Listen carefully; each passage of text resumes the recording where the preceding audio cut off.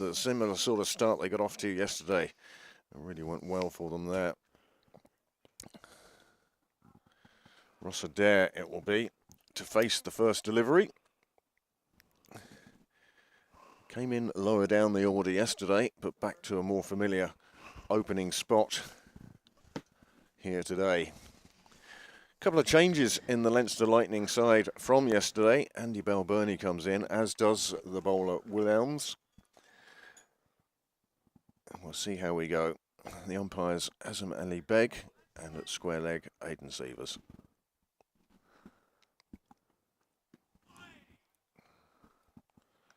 Well, we're underway, and this one crashing into the pads. Signalled as leg byes, and the Northern Knights on the board. So yeah, we saw yesterday the pitch, well, it wasn't carrying through a huge amount. Wasn't any great speed in it or bounce, but it seemed to be a good pitch to be batting on yesterday. The Northern Knights with a couple of half centuries in compiling a decent total for a T20 of 187. And that was more than enough. How do you think today's going to go? Northern Knights, well, they're just looking for the win and the title. Yeah, and I think that added element of the title is going to make it interesting, particularly early on. Leinster Lightning will be looking for a couple of early wickets. Oh, but definitely from the first two deliveries, just seems to be skidding on that a little bit more than, as you said, yesterday. That's a couple now, just coming in at hip height. Interesting to keep an eye on that throughout the course of the morning. Well, Jake Egan, he scored 58 runs yesterday. Obviously enjoying Oak Hill. Wonders if he enjoys it quite as much after that delivery.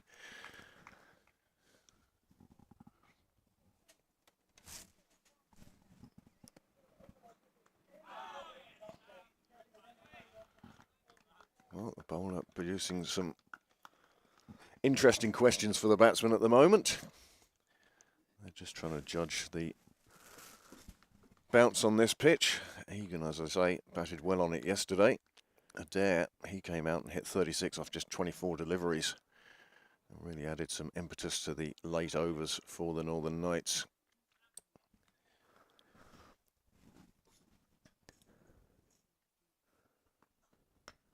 Well, is the start that the Leinster Lightning were looking for.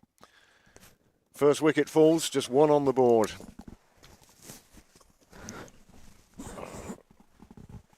Oh, well, it's fantastic bowling.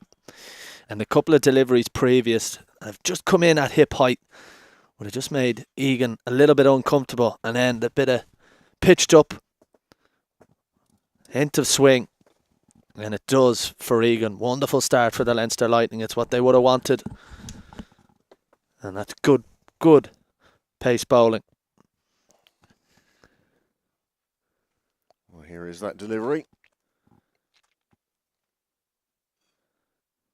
It's textbook. Leg stump out of the ground. It's absolute textbook. Left arm paced bowling. Hint of in swing. And a huge breakthrough. You can watch that delivery all day long. Wonderful skill from Willemse. Well, it was an absolutely lovely delivery. Seemed to pitch about off stump and come back in. And as you say, did him for line and length and just scattered the stumps. James McCollum next in. I think you got to give Willemse credit for the couple of other deliveries just before, just testing out that surface. You mentioned yesterday how probably didn't come on as quick as we saw from the first three deliveries, and then the first pitched up delivery gets the breakthrough. McCollum showing his first delivery, a very straight bat, playing it up to mid-off. That is exactly the start the Leinster Lightning would have been looking for. Wicket in the first over. Egan back in the shed. Well, the cricketing gods are not kind. Half century one day, duck the next.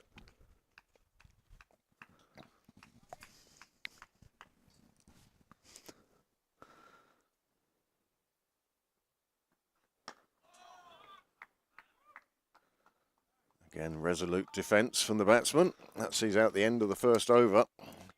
1 for 1 off 1. And you can see there's a bit of a step, bit of a jaunt in the Leinster Lightning fielders now already after that first over.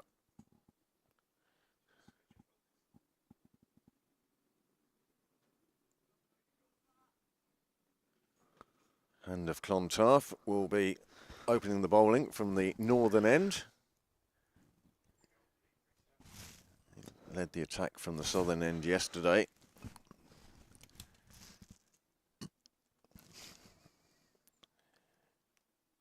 Here we are in the first power play, and well, I suppose almost by convention we have a third man, a long leg. Yeah, but interesting, you've got the two slips in straight away. So Leinster Lightning, after the breakthrough in the first, will be hoping that Fionn Hand can settle in as quickly as Willemse did from the other end.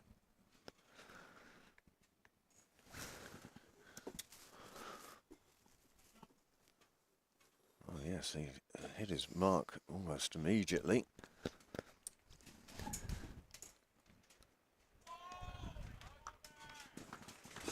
Oh, lovely delivery to start anyway. They'll be happy enough with that, beating the outside edge of Rossadair's bat. Going through to Lorcan Tucker. Lorcan celebrated his birthday yesterday. All those celebrations now well forgotten. Another year clicked off.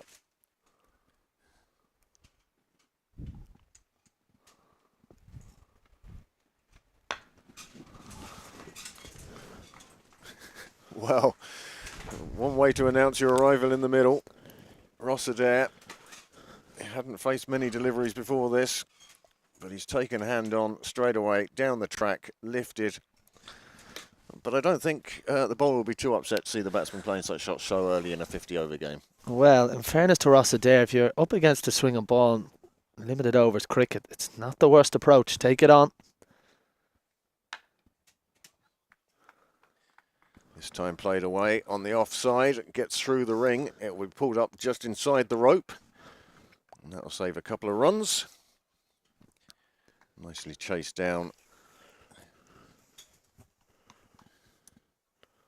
Just going back to that previous shot from Rossadair, it's good aggressive cricket. We saw Willemse just settle into a line and length in that previous over and just make the batters a little bit uncomfortable. Rossadair in his second delivery to Fionn Hand, immediately coming down the track, going hard at the ball, immediately puts Fionn Hand under pressure. And as a result, you see a short pitch delivery, and Rossadair, second maximum in the over. And this maximum all comes from the previous one, where he used his feet, forcing Hand into bowling short in a surface that's producing a bit of swing. It's what you want as a batter. Excellent from Rossadair. Good cricket all round from him. This was one of the things we felt yesterday, that perhaps the Leinster Lightning bowlers went a little bit too short on this wicket. And the ball sat up. And the Northern Knights profited as a result. Saw a different approach from the Knights bowlers. That's a cracking shot through the offside. It really has sort of got into the head of the bowler here. Yeah, this is wonderful cricket from Rossadair. Fionn Hand bowled a beautiful first delivery of the over. A little bit of swing out there. We saw it in the previous over. Second delivery of the over. He uses his feet, comes down the wicket. All of a sudden he forces Hand into bowling that little bit shorter. And that's what Rossadair wants. Wonderful batting from him. Very good proactive cricket.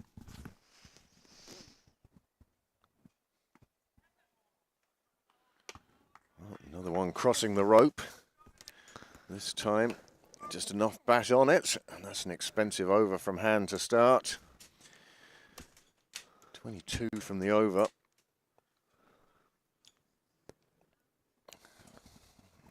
And as much as the first over was the Leinster Lightning's, that over was Rossadair's.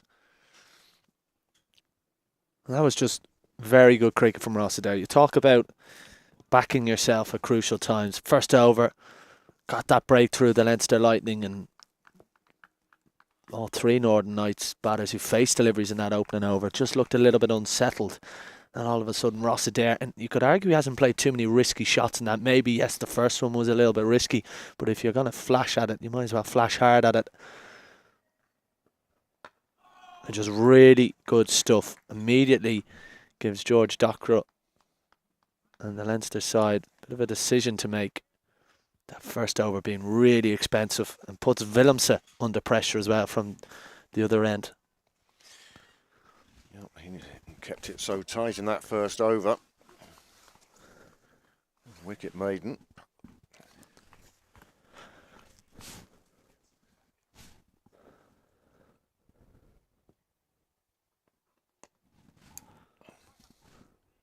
Clipped off the legs. Fielder down there.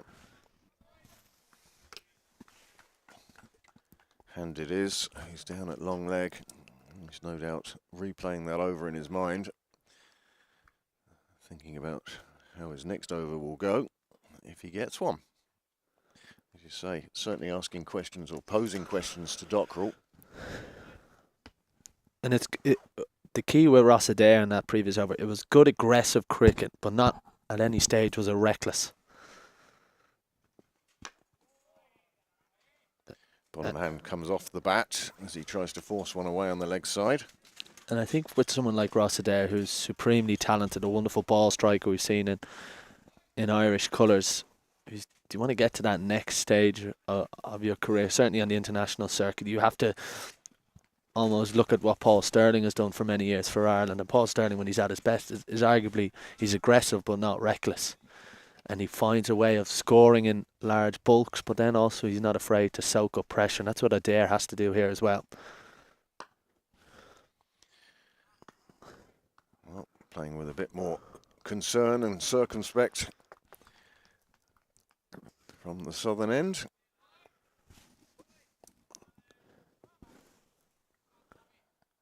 Still very early stages in this game.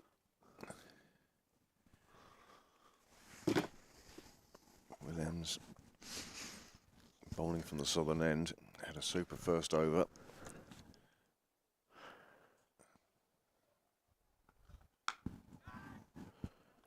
Flicked away on the leg side, and that finds the boundary on this occasion, just straying too close to Adair's pads, and he whips this one away.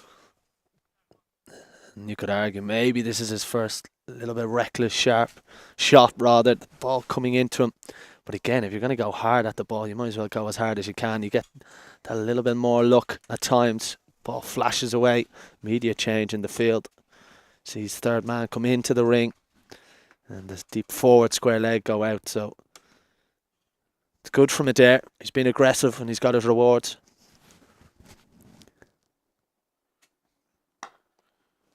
Well, that was quite deliberate. Stepped back, gave himself room to play and went straight, and another boundary. And Adair, well, he's a man on a mission right now. Yeah, this is a wonderful shot. Gives himself a little bit of room because that ball's coming in all the time. It's swinging into him from Willemse. Just frees the arms up. Terrific batting from Ross Adair. The Northern Knights, well, they were 1 for 1 after the opening over. They're now 34 for 1 after 3. And that's all down to the brilliance of Ross Adair. 3 overs gone. This IP50 game. And the Northern Knights, well, they're setting about this like they want to be taking that trophy, the IP50 trophy, back up to Belfast tonight. A good win yesterday, inflicted the first defeat in the IP20 on the Leinster Lightning and did so quite comprehensively. And they're looking again today to impose themselves. Certainly Ross Adair has set off in a hurry.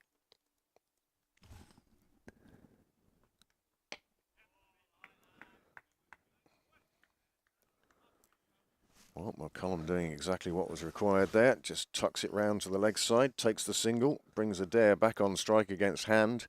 And that will certainly make Hand think twice about how he's going to bowl this now. Yeah, it'll be interesting to see the field here. And how rare is it inside the opening 4 overs of a 50-over game that you see fine leg and third man inside the ring. But that's the case here, which immediately shows that the Leinster Lightning are on the back foot. That one just a little bit better length that time from Hand. That's the delivery he wants to bowl to Ross Adair, but the reason he didn't in that previous over was that what Ross Adair did by advancing down the wicket in that second ball of Hand's first over. Much better there from Fionn Hand. Well, it's just taken Rossadair 12 balls to get to 33. If you hadn't looked at the title of the video, this is a 50 over game and not a T20. Rossadair, he really has looked for the fences and found it.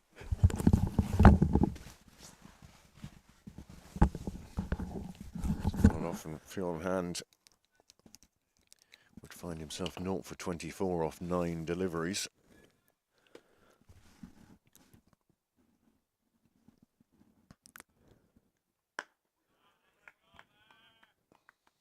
Good solid defence from McCullum.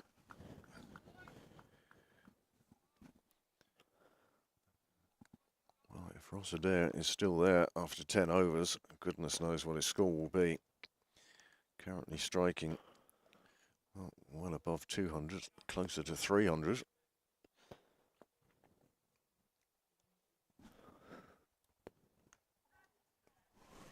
Well, little bit of luck goes McCullum's way. It takes an inside edge and flies past the left hand of Lorcan Tucker. Well, if you're Fionn Hand and it rains, it pours. A wonderful delivery. And that's the perfect length and indeed line from Hand. And that's what he's just got to find a way of getting back to that delivery. Very unlucky. McCullum didn't chop on.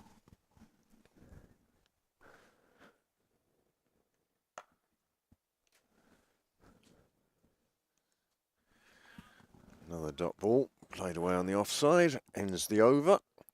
Much better over for Hand, just 6 coming from it. 40 for 1 from 4. And exactly a run rate of 10 and over. Unlikely that they'd keep such a rate going for 50 overs. But my goodness, it would make headlines if they did. Leinster Lightning now. A few discussions going on between captain and bowler. About the field setting. Long leg down on the fence, but as you said in that last over, the third man in the circle and the second man outside the circle, just in front of square leg. And there it goes, and goes big again. Dare doesn't mind who's doing the bowling at the moment. He's being positive, and as you say, it's just a good shot. It's not reckless. He's not trying to baseball it out of the place. Yeah, and that is good batting from Adair in terms of Willemse got a bit of joy early on when he bowled a small bit fuller than that, and also when he pitched one up to get rid of Egan. I think when Willemse bowls that delivery, he's just playing into Rossadair's hand. Anything back of a length, short of length, and Rossadair is just going to have that all day long. It's been wonderful batting from Rossadair. And the pressure he put on early on is forcing the Leinster bowlers into mistakes. That's the first false shot we've seen, really, from Adair. He was looking to put that one back over the bowler's head again. It went past the edge of the bat.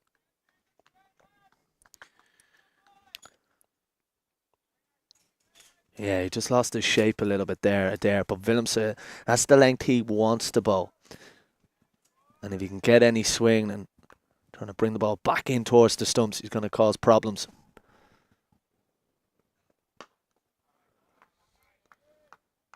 On this occasion, cramping Adair for room, not letting him free his arms. Just played out in the leg side.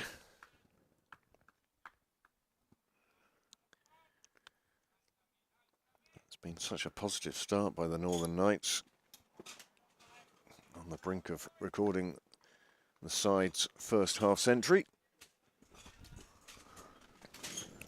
And the Leinster Lightning's joy from that first over when they had the Knights 1 for 1. Well, it seems a while ago now.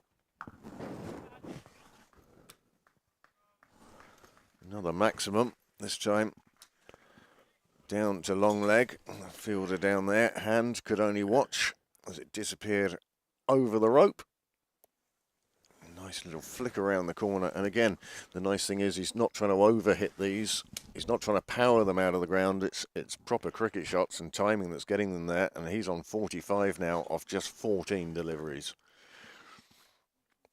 Wow, wonderful batting from Adair. But it's just the pressure he's put on the Leinster bowlers. That is really impressive here. 50 partnership. Ross Adair made 45 of those. They came in 1 for 1 after the first over. Remember, the Northern Knights was really good at batting from Ross Adair. Now an immediate again, changing the field. Slip has gone out. Fine leg has come into the circle.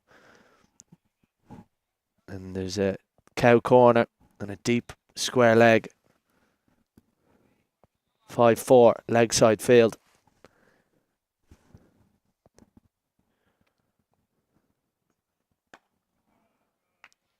Well, Adair immediately picks up that there are only 4 fielders on the offside and looking to push one through the ring.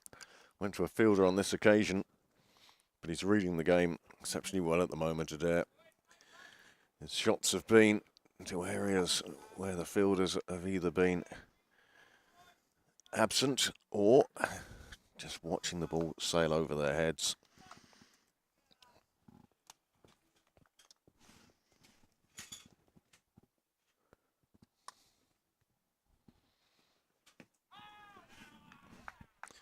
Strangled appeal. They take the single. Signalled as a leg bye. That ends the over. Another good over for the Northern Knights. 53 for 1 after 5. And it's a long way from that 1 from 1 in the first over.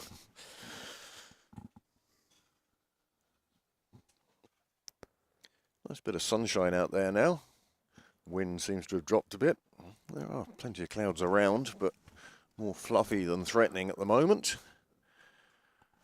Certainly not offering too much assistance to the bowlers. They'd be looking for any they can get at the moment.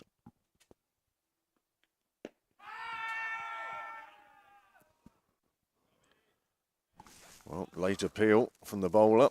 The fielder's going up ahead of him. And the umpire turning this one down. Hit outside leg and missing leg, I think.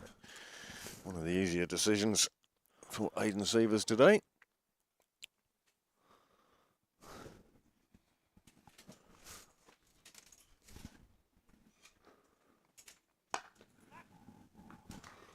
Well, that one just powered away beautifully. Adair again using his feet, giving himself room, playing it out on the offside. Another boundary.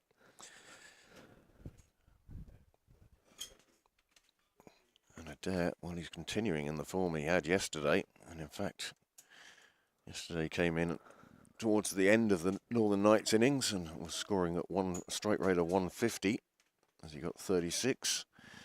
Today he's beaten that already.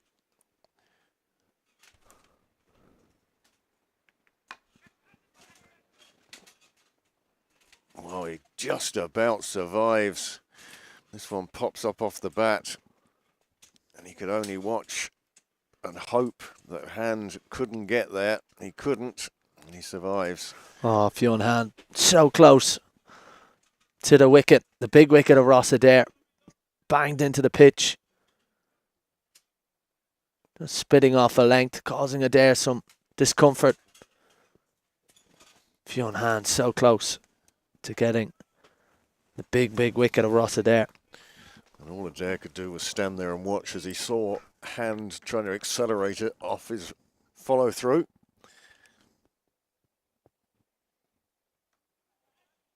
Well, fortune favours the brave, and that is Ross Adair's half century coming off 22 balls. This one perhaps the edgiest of his shots to date, but he won't mind. That boundary down to third, quite deliberately opening the face really. He was aiming down in that area, and as a result, he's moved to 53 from just 22 deliveries. Magnificent knock from Ross Adair. And how rare is it that you see third man inside the ring early on in the opening power play? And that's because Ross Adair has flung the ball to all parts. 5 4s and 5 6s. Magnificent from the Northern Knights opener. You get the feeling that that 50 and the celebration is only the start. He intends going for a lot longer. First ball after reaching his 50 Well, you just feel like the Leinster Lightning are missing a trick here slightly. I know Rossadair is just having one of those moments, but I don't think we've seen enough of this with Dockrell in hand, trying to find a plan, find a way around this. As this is an onslaught. If it keeps going, it could just take the game away from the Leinster Lightning.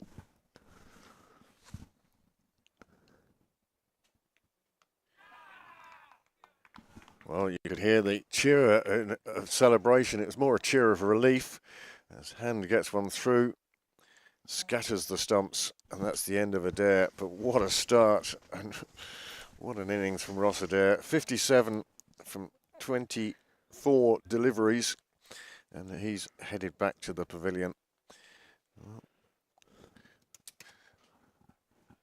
You can't help but feel that. I think he'll just be a little bit disappointed with himself. You can see him there. You saw on that replay, he went outside the line of the stumps. Ball hit middle and off. We'll see it again here. Look at his footworks. Look where his head is. I think he'll just be a little bit disappointed with that. We saw the brilliant ball striking from him. He gets a warm round of applause. Very entertaining knock of 57. But I'm sure deep down he'll just feel a little bit disappointed. The way he was seeing the ball striking he showed early on. He would have felt that there was a big score out there for him. But a wonderful knock. He's done his job for his side. Got them off to a flyer. Well, next out to the middle, Cage Carmichael. He was another one who had a super day yesterday. Ross Adair scored 57 today. Well, Carmichael scored 57 yesterday. He'd like to repeat that, and with such a great start from Ross Adair, the Northern Knights now, they're going to look to push on. Still 4 overs left in the power play, 44 overs remaining altogether. But the Leinster Lightning will be glad to see the end of the whirlwind that was Ross Adair. Really did take on the bowling. Super knock, ball going to all parts of the ground. 6 fours, 5 sixes.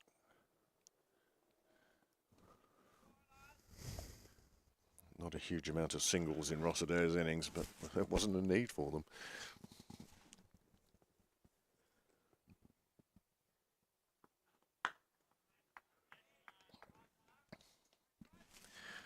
You almost get the sense out there that everybody's taken a collective breath now. So, oh, right, what's next? Yeah, and I think if you're the Leinster Lightning, you've really got to put pressure on this partnership between McCullum and Carmichael.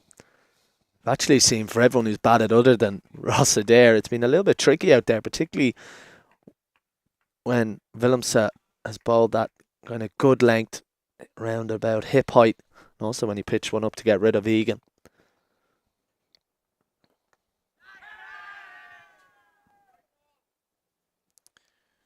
Well, umpire deciding that didn't hit anything, despite the claims of a couple of the Leinster Lightning players. Keeper had no interest. Bowler wasn't really interested. Another dot ball, though. As you say, Adair seemed to be playing on a different wicket to everybody else.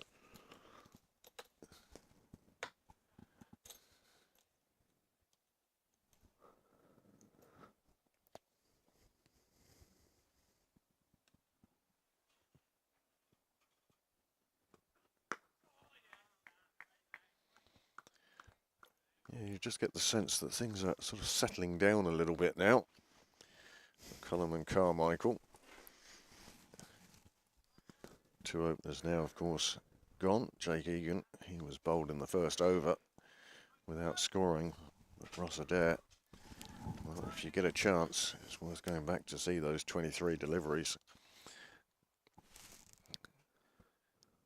They talk about playing positively. Well, he certainly did that. But he's back in the pavilion now.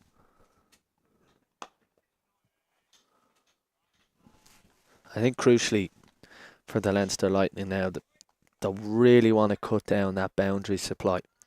Really try and force McCullum and Carmichael under pressure, and also try and just make it difficult for them. I think everything was a little bit easy for Ross Adair through his own brilliance. He put the Leinster Lightning opener. Can the Leinster Lightning just build some pressure here?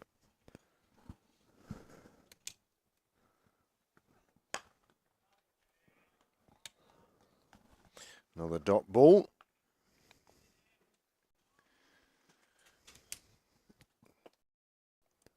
Colm having faced 13 balls now, but he's just finding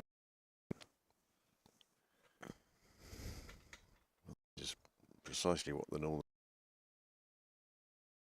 initial onslaught from Rossadair, which put them in a very good position, would be to lose 2 or 3 wickets here and get dragged back by the Leinster Lightning. Well, McCullum decides if is enough. Get a mid on and gets, I wouldn't say a welcome boundary, but a welcome boundary maybe for him as opposed to the team. From McCullum. Well, this time, ball goes through to the keeper, past the edge of the bat. Suddenly, slip and keeper looking a bit interested. But 7 on now, 70 for 2. And no let up, really. Another 5 being added to the score in that over.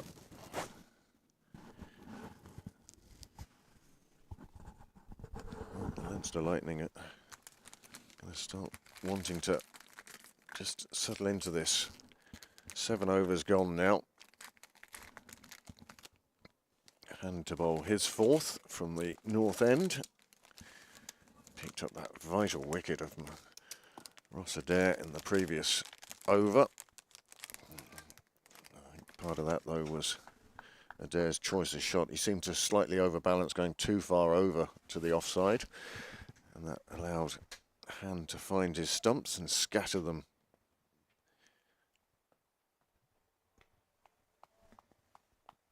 Just a little bit too wide outside off. Carmichael, no willingness to chase after that. Almost a free sighter for him.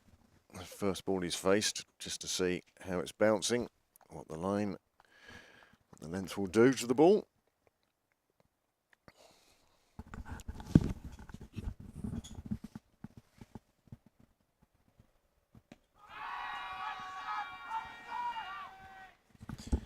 Well, you could see the umpire's head shaking just a little bit as Hand's appeal came through. Yeah, the biggest of the appeals came from the bowler. Oh, maybe just a little bit high. That's better from Hand. Trying to hit the pitch hard. So from Willemse, when they've kind of hit the pitch hard, it's been a little bit difficult for the batters. Well, previous ball, perhaps bringing that one as this one's slightly outside off, and Carmichael can only edge it to slip. The catch is taken, and that's a 3rd wicket down. And this is what we were saying. You really don't want quick wickets to fall after Adair giving the Northern Knights such a good start. But the Leinster Lightning, they'll be delighted. Yeah, textbook wicket from Fionn Hand. First delivery to Carmichael. Just kind of tucking him up for room, putting him under a little bit of pressure. And then finds the outside edge. Not a huge amount of swing, but just enough to do for Cade Carmichael. And gets his 2nd. And the Leinster Lightning, their 3rd. Well, the new batsman from the Estonians club, Neil Rock, spent many years with Rush CC, North County Dublin, but now with Estonians and with the Northern Knights, and he now comes in at number 5, and the Northern Knights are in danger of squandering all the good work that Rossadair did for them. 3 wickets down in the power play. You'd normally say that would be the bowling side that would feel they're on top, but after Rossadair's assault on the bowlers, it's sort of evens at this stage. Well, there's no doubt that length that Hand bowled to get rid of Carmichael would have been the length that he and certainly Willemse would have gone out with the intention of bowling. Just take it back to that 2nd ball of the second over of Fionn Hand's first over, when Rossadair used his feet, came hard at the ball, put Hand under pressure. All of a sudden, Fionn Hand's ideal length was out the window. Then a couple of short balls came, which immediately shows the batter that the bowler is under pressure. He's going away from his game plan. So that's where the brilliance in Rossadair came, and then also the natural ball striking. It was the way he was able to put pressure on Hand, and indeed Willemse from the other end rather, which was really impressive.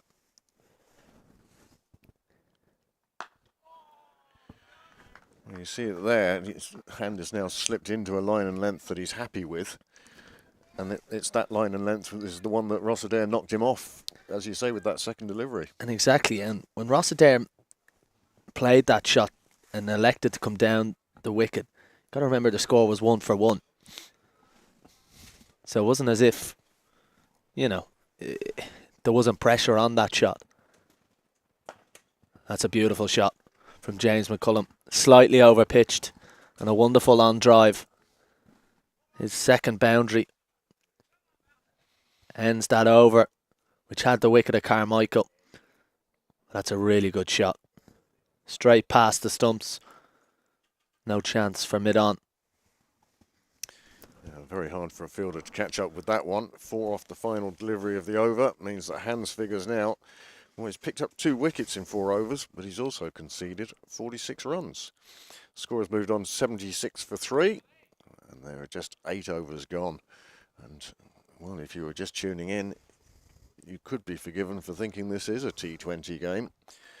But it's not. IP50 game, the final one of the season. Northern Knights currently top of the table. And the Leinster Lightning, the only ones who can dislodge them from there. The Lightning at the moment are in third or fourth places. But a bonus point win with a good run rate could see them haul in the Northern Knights. But either way, one of these teams will be going away with the trophy at the end of the day.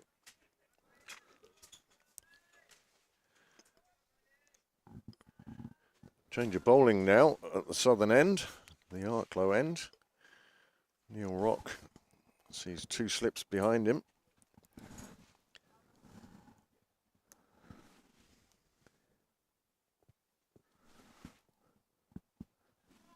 This is now actually quite, again, another crucial part of the game where Willemse has bowled his 4 overs, and though he picked up the wicket, him and Hand have been expensive, that run rate at 9.5 now. But as a captain, George Dockrell will be wanting just control here from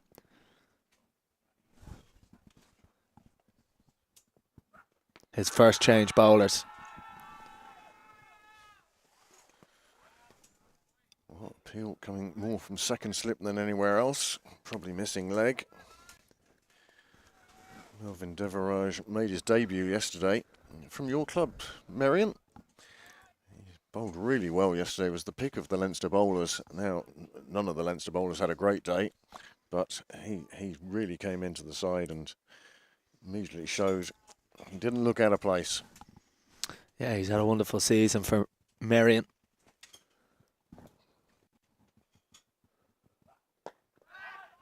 I think the times I've watched a bit of a mix-up. Good work from Tim Tector. Nearly James McCullum run out. Slight confusion between McCullum and Rock. In the end, no harm done. But just going back to Melvin Deverage, he has been impressive. At the times I've seen him bowl well is when his side have been under pressure. And I think that's always the sign of a really talented bowler. And indeed any facet of cricketer. To deal with that pressure, but also be a bit of a go-to man. Just slightly overpitched, and Neil Rock just pushed at that, really timed it beautifully, and gets his opening boundary. Wonderful shot from Neil Rock. Well, he picked this one and just eased it through the covers. I think he was surprised at how well and how fast it flew away to the boundary. A good start for Rock. That would just tell you that the ball is coming onto the bat quite nicely. We saw through Rossadair's innings. It's always a good sign if a batter can just gently push at the ball, time it well for 4. Well, what a delivery, what a reply. Rock missing one, crashes into middle and leg. And a first wicket for Devereux, and a 4th wicket down now for the Northern Knights. And it looks like they are squandering Ross Adair's contribution at the top.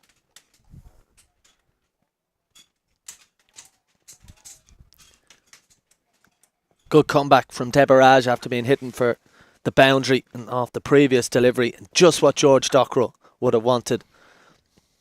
His opening bowlers both took wickets, were a little bit expensive. But Debarrage immediately comes in and gets a breakthrough in his first over. Just coming in, taking the top of leg stump. Perfect delivery for a right armour to a left-handed batter. Neil Rock, well, not a lot of foot movement there. And gets through him.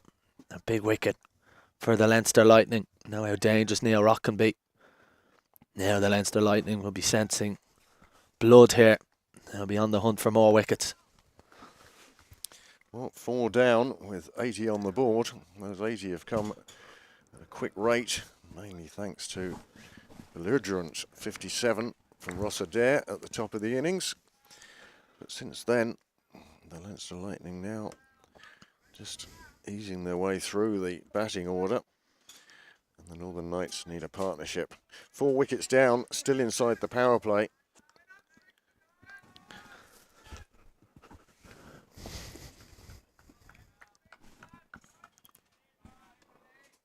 Another left-hander, Ben Callett's kept wicket yesterday for the Northern Knights.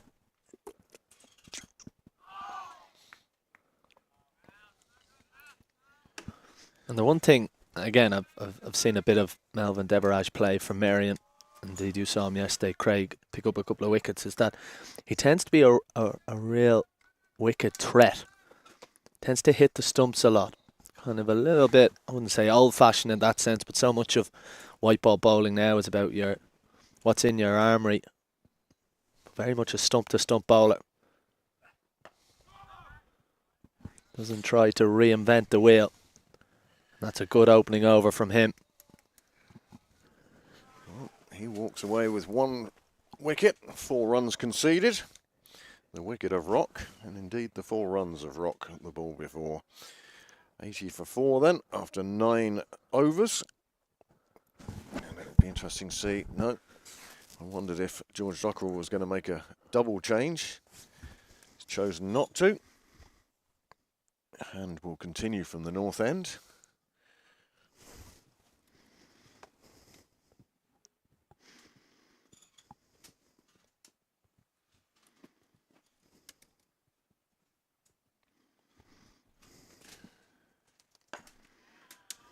I think Dockrell aware that Hand has now found the plan A length and line again.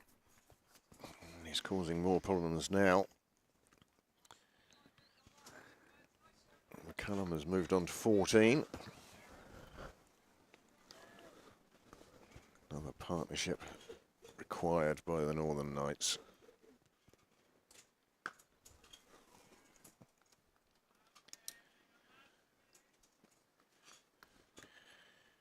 Yeah, we often talk about wickets lost during the power play. The mark tends to be 3 wickets in the power play. Means there's a bit of pressure on the batting side. Well, in this case, there are 4 wickets down. A lovely piece of fielding on the offside from Gavin Hoey. Getting Hand to ball. Tidied up by Tector. Harry on this occasion.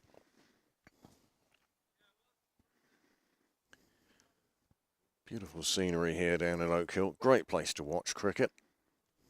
Nice place to play as well. Yeah, Hand hitting the pitch hard now, forcing batsmen just playing with a little bit of concern. 4 wickets down. Can't really afford to lose another one at this time.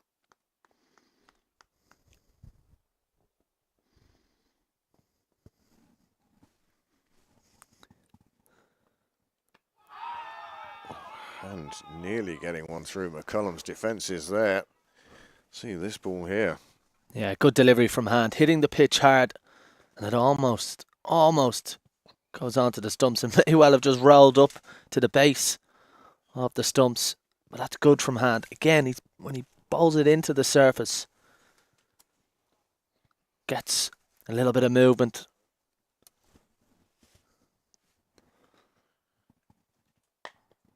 Another one pushed into the pitch. This occasion played out in the offside. It's another dot ball. And that's a maiden for Hand. Well, five overs gone for him. 46 runs conceded, but more importantly, he's picked up those 2 wickets, including the one of his arch enemy, Rossiter. Oh, well, I think be interesting to see what happens now with Hand. Does Dockrell give him a 6th over? I think from his point of view, he'll be looking around thinking, well, I'm probably 1 seamer short. I've only got the 3. Melvin Devaraj, Fionn Hand and Willemse. Got a lot of spin options there. George Dockrell himself. Harry Tector has bowled a lot of spin this season for his club. Gavin Hoey, who's had a wonderful end to the summer, and Dylan Louise as well. So probably Leinster Lightning are 1 seamer short.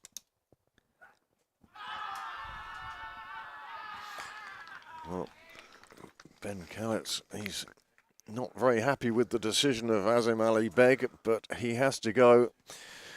Devaraj picks up a 2nd wicket, and a 5th wicket falls. Score still on 80.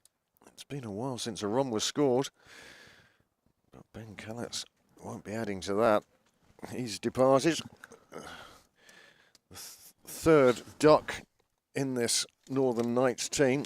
Well, they'll only need 3 seamers. If Melvin Devaraj, Hand and Willemse keep it up, and I think that one, well, interesting to see from that angle. Looks as though it could have been going down the leg side. No, Callis wasn't happy. But reward again for Devaraj. We spoke a couple of overs ago about how George Dockrell would have wanted him to come in and really hit the ground running. And indeed he has. Well, we're outside that first power play now.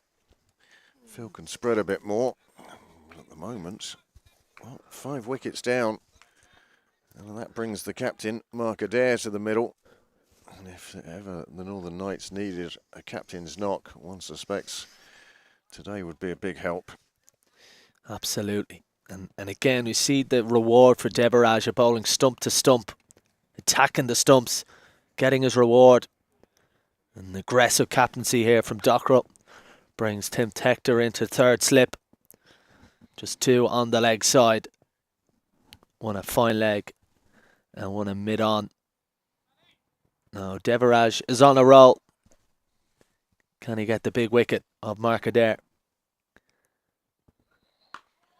Well, Captain Adair, when he was watching his brother plundering the bowling, he certainly wouldn't have imagined not only would he have his pads on, but he'd be out in the middle in the 11th over. It's been a dramatic change and a dramatic start to this game, and it's not like we can put it down to overhead conditions or anything. It's just been well bowled. Oh, right where 4th slip would have been. Just to the right of Tim Tector. Would have carried. Good delivery from Devaraj, finding the outside edge. I think there has to look that it's not unfriendly bowling conditions, you have to say. But give credit to Ross Adair early on. He put the Leinster Lightning bowlers under pressure, forced them away from that line and length. Seeing 2 slips now as Tim Tector comes out into mid wicket. This one comes off the inside of McCallum's bat, squirts out on the leg side towards the square leg boundary. Tim Tector is the one who will field it. 3 fielders on the leg side now with the addition of Tector. And they just pick up 2 runs, 2 welcome runs for the Northern Knights. They really, run rate, the worm I suspect has turned horizontal for the last couple of overs.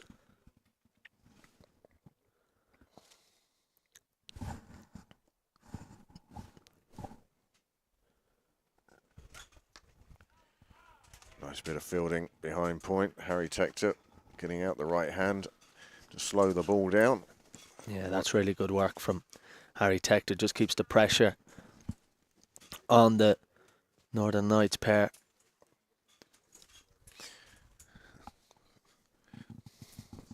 Again, third slip comes back in place, and indeed Tim Tector's just gone a little bit wider off that previous ball in the over, going through the fourth slip Takes a corridor.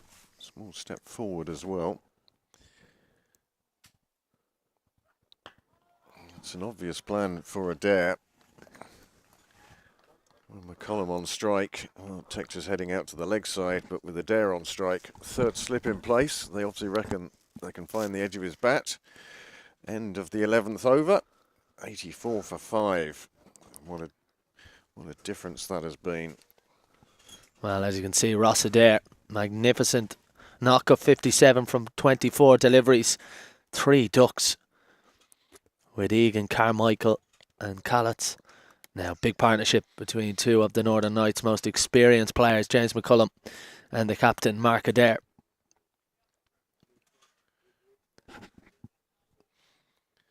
You see from the bowling card that the opening bowlers, well, they took a bit of tap, but they did break through as well.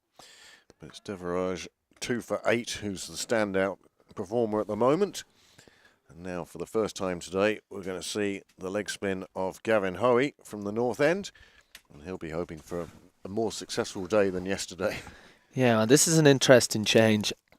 And only time will tell if it's the right one. But at this moment, I would have been inclined to give Fionn Hand another over. And this is where I think the Leinster Lightning might just feel they're one seamer short. See the bit of joy that the ball has moved around at times. Mark Adair having a ball off his outside edge. Last over rather, to Devaraj. And an interesting choice to go to leg spin.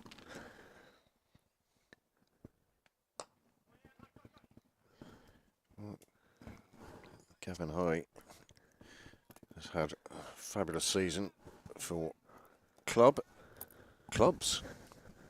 both Dublin University Cricket Club and Pembroke Cricket Club, but has also had a good season with the Leinster Lightning. He is the leading wicket taker in this competition. He has 15 wickets. That haven't been said though. He bowled yesterday, just the 3 overs, and they went for 54 runs. Not his happiest outing of the season. He'll be hoping for better today. Yeah, I just think with these bowling conditions, and certainly how well Devaraj has bowled from the southern end, just feel like he could have given Fionn Hand another over. His previous over was a maiden.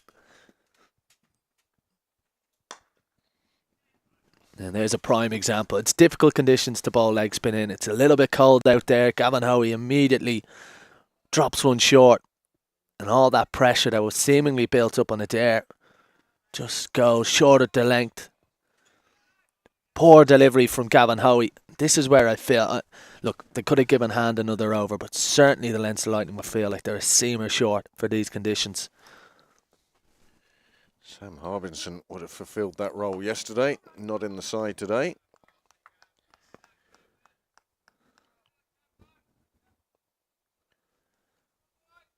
Hoey will certainly want to be making amends for that spell yesterday.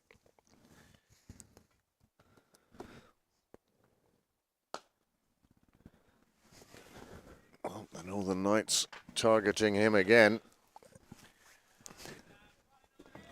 Another big blow. This one going all the way from Adair. Yeah, good shot from Mark Adair.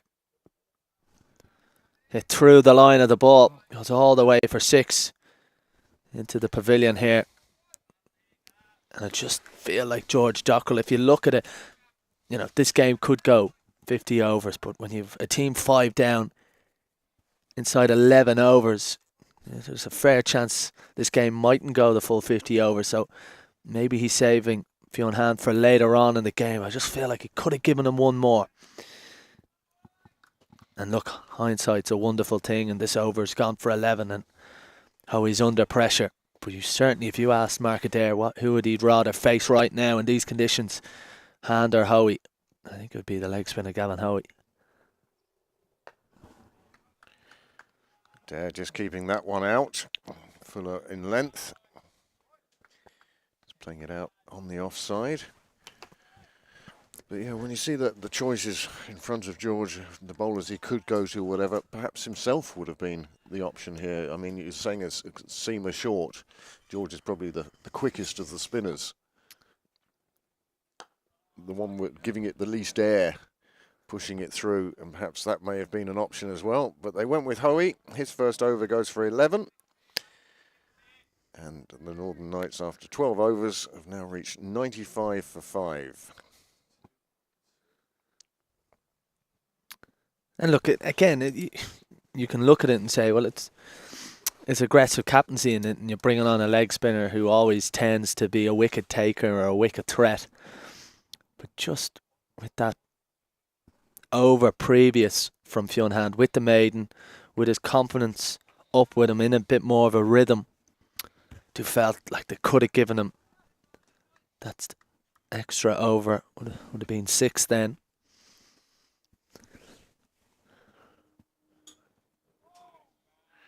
Still a bit of movement there for the bowler. McCullum safe leaving that one though.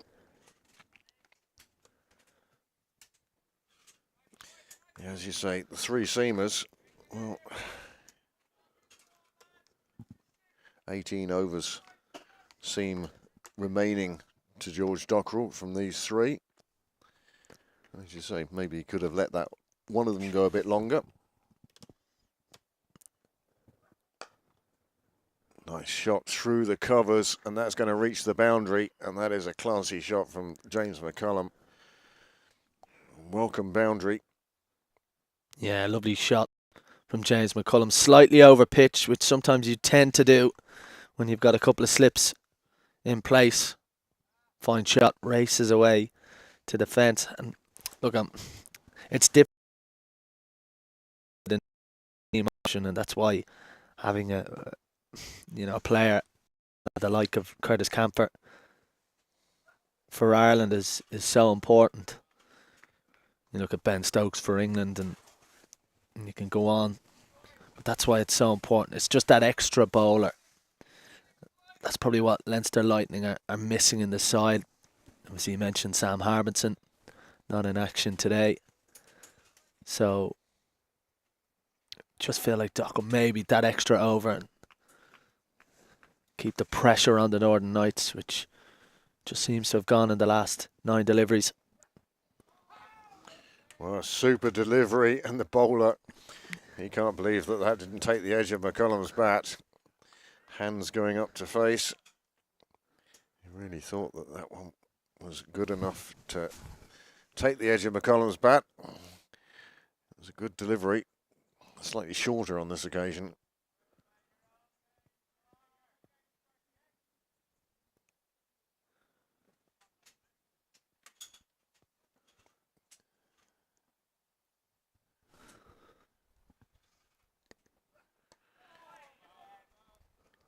Just dropped down to 3rd.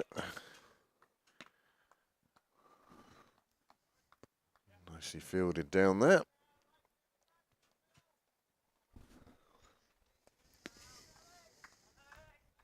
And again, we see this very distinct tactic by the Leinster Lightning. 3rd slip coming in for Adair, leaving just 2 men on the leg side. Well, it's almost a bit of a 3rd and a half slip maybe from Tim Tector. A bit of a gap between Dockrell at 2nd and Tector at 3rd. And they'll be eyeing up this wicket of Mark Adair. Know how dangerous he can be.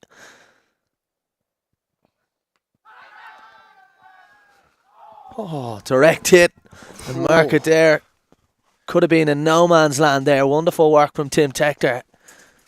Almost a run out. A kamikaze run out. Oh, Mark Adair, he's out of his crease there, and his right foot wouldn't have got in on time, and Aidan Seaver would have had a decision to make. I think that could have been out.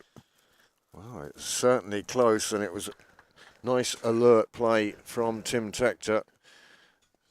Let others get on with the appealing. He whipped up the ball and had a go at the stumps, and Mark Adair wasn't aware of the danger he was facing. It was just a wayward throw that saved him. Now, Lorcan Tucker, the wicketkeeper, just having a word with his club colleague, Gavin Hoey. Well, I remember a similar run out to that from an Ireland point of view against Australia. I think it was a few years ago in South Africa when Sean Terry was batting, formerly of the Hills, and he got run out in a similar fashion to that. Big LBW appeal, and as a batter your mind's wandering, you're thinking about the umpire's decision, and before you know it, you'll run out. That was in Benoni. It was indeed. I was at that game. I went to that series. Most enjoyable trip.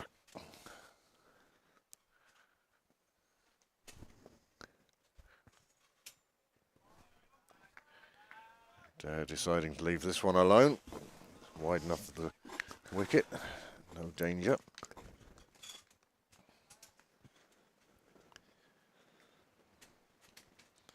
Well, Hoey must know that if he gets anything wrong, Adair's going to be looking for the ropes.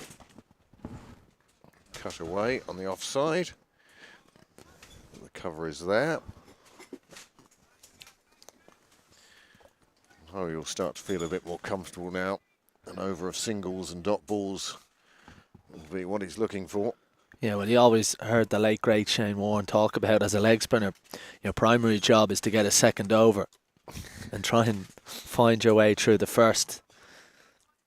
And Mark Adair, clever batting, using his experience, putting Gavin Hoey under pressure.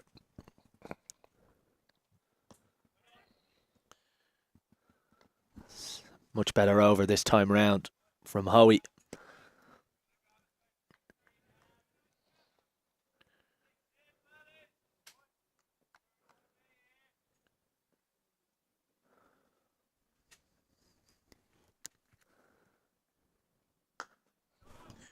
Well, toss that one up a bit higher.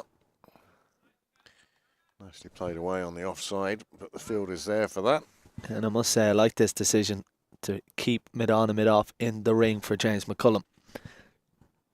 Try and force him into a false shot.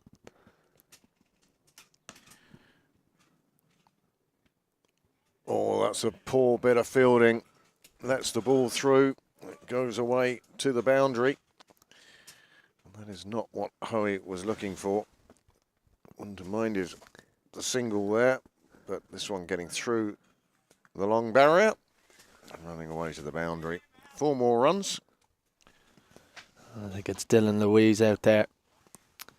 And that is really frustrating for Gavin Hoey. Bowled a better over, not his best delivery, sort of trying to get out of the over.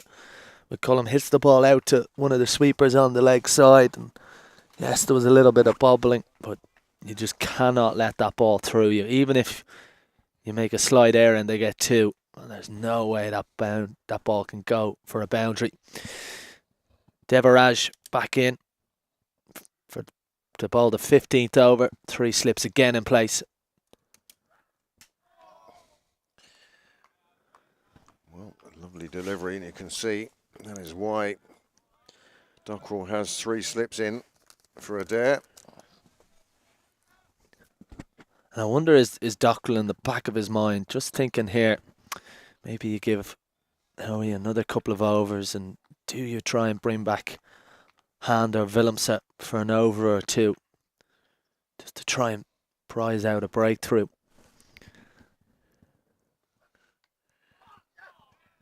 Oh, that one bouncing just in front of Dockrell. Oh, this is really good bowling from Devaraj. Just short of George Dockrell. Well, we've already seen one ball go towards 4th slip. Then there was a little bit of moving in the slip cordon with Tim Tector going that little bit wider. There's a little bit of gesturing here. Maybe Dockrell could go a step further, but good delivery from Devaraj.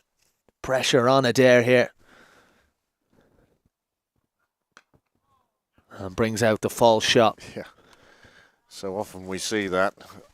batsman feels that maybe he got away with the one before, bouncing just in front of Dockrell. It's like having a big LBW shout against you, and the next ball you're determined to take the bowler on, looking to reassert. This is interesting that Tector, well, he was going to stay in third slip. They've just decided against that change here with Dockrell coming out of second slip, going to a third slip position.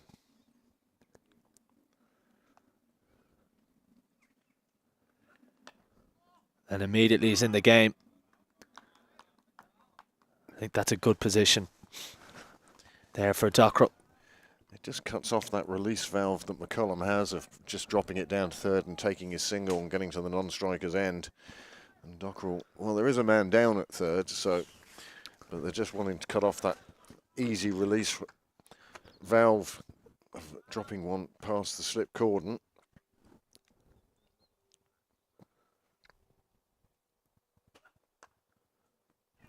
This occasion, McCullum coming a step down the pitch enables him to get the angle to beat Dockrell. It does run down to third. They do take the single, and that'll bring Mark Adair back on strike, and it will bring back the full slip cordon again. Tim Tector making the journey from mid-wicket. I feel like for Leinster Lightning now, they've got to keep attacking.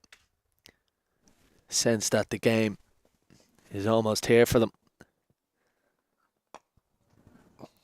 Clipping one off his legs. It goes round to hand, down at fine leg, at long leg. And that's the end of the over. And that's 15 overs gone now, and the score 109 for 5.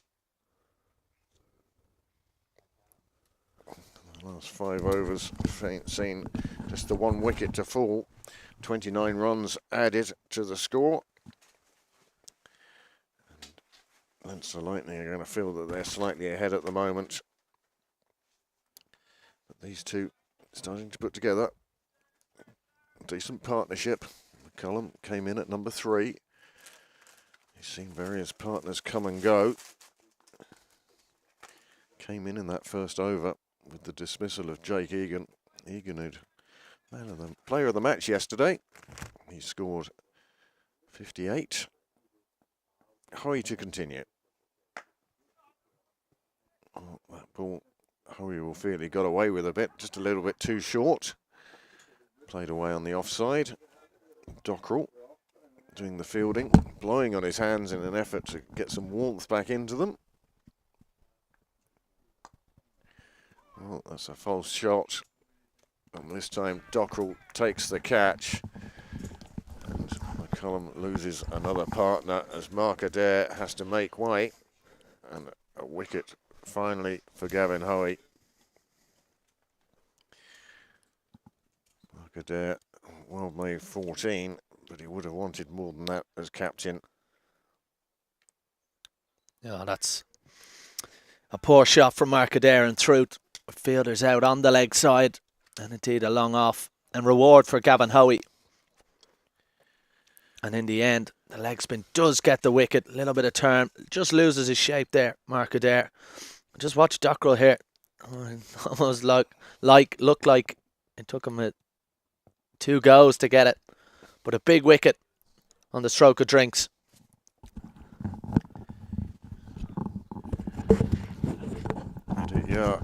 Ade, and the new batsman in.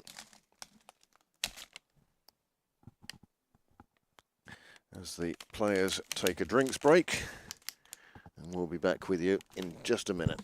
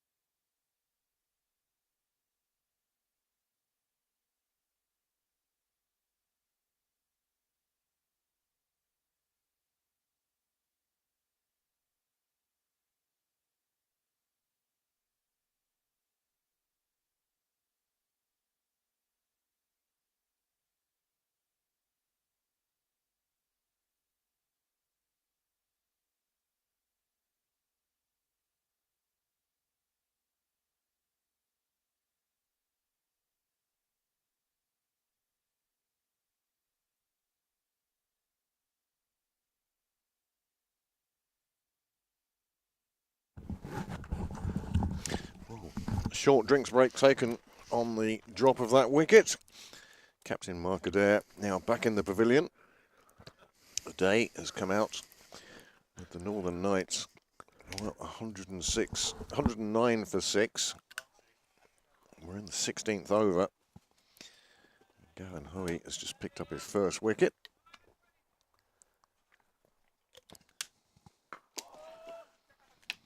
That one dropped in short, but it was the wrong one. Turning back into the right-hander. The Leinster Lightning are going to feel that they're very much on top now.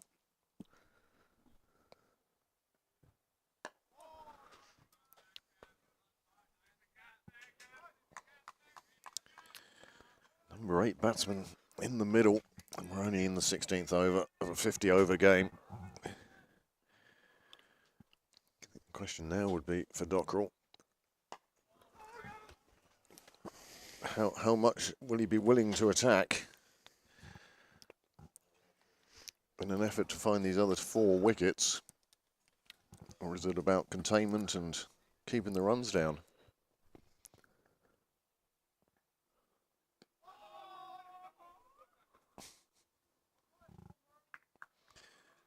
A lovely delivery from Hoey. Oh, you can see the reaction of Test captain Andrew Balbirnie at slip. He thought that surely that would take an edge somewhere.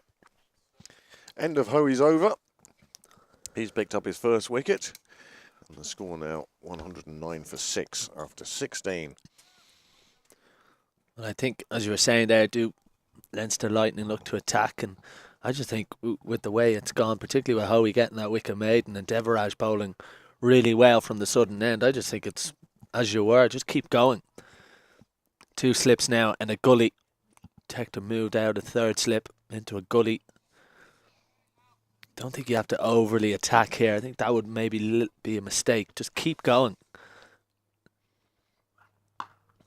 Plan A is working, so why change it? But McCullum picks up on length, pulls one through mid-wicket, and that runs away for a welcome boundary for the Northern Knights. Well, that's infuriating for a captain. You've got 2 slips and a gully in place, and Deverage just bowls it short. Good shot from McCullum. When you've only 2 men on the leg side and you've a packed offside field, that is not what the doctor ordered. Well, McCullum, too good a batsman to miss out on that occasion. 4 more to his score. He's moved on to 33 now. Well, he's one of only 3 batsmen to have made double figures. 3 ducks. Neil Rock departing for 5. McCullum just leaving his bat out on the offside, letting the ball run square. The batsmen take a leisurely 2. They did think of a 3rd. I think they thought it was going for the boundary. It wasn't to be. Yeah, that's terrific work from Willemse. Saves a couple of runs, just keeps the pressure off. You can see it covered the ground really well. Just got it in before the rope. Terrific work. Certainly helps out as bowler. Didn't want back-to-back boundaries. Effort ball from the bowler. You heard the grunt as he released. Straight through to the keeper. 2 for 22. Deverage has at the moment. Doing a good job for his skipper, for his side. 2 of the 6 wickets to fall. Well, slightly less blue sky around now, slightly more cloud. But at the moment, the ground's still bathed in sunshine.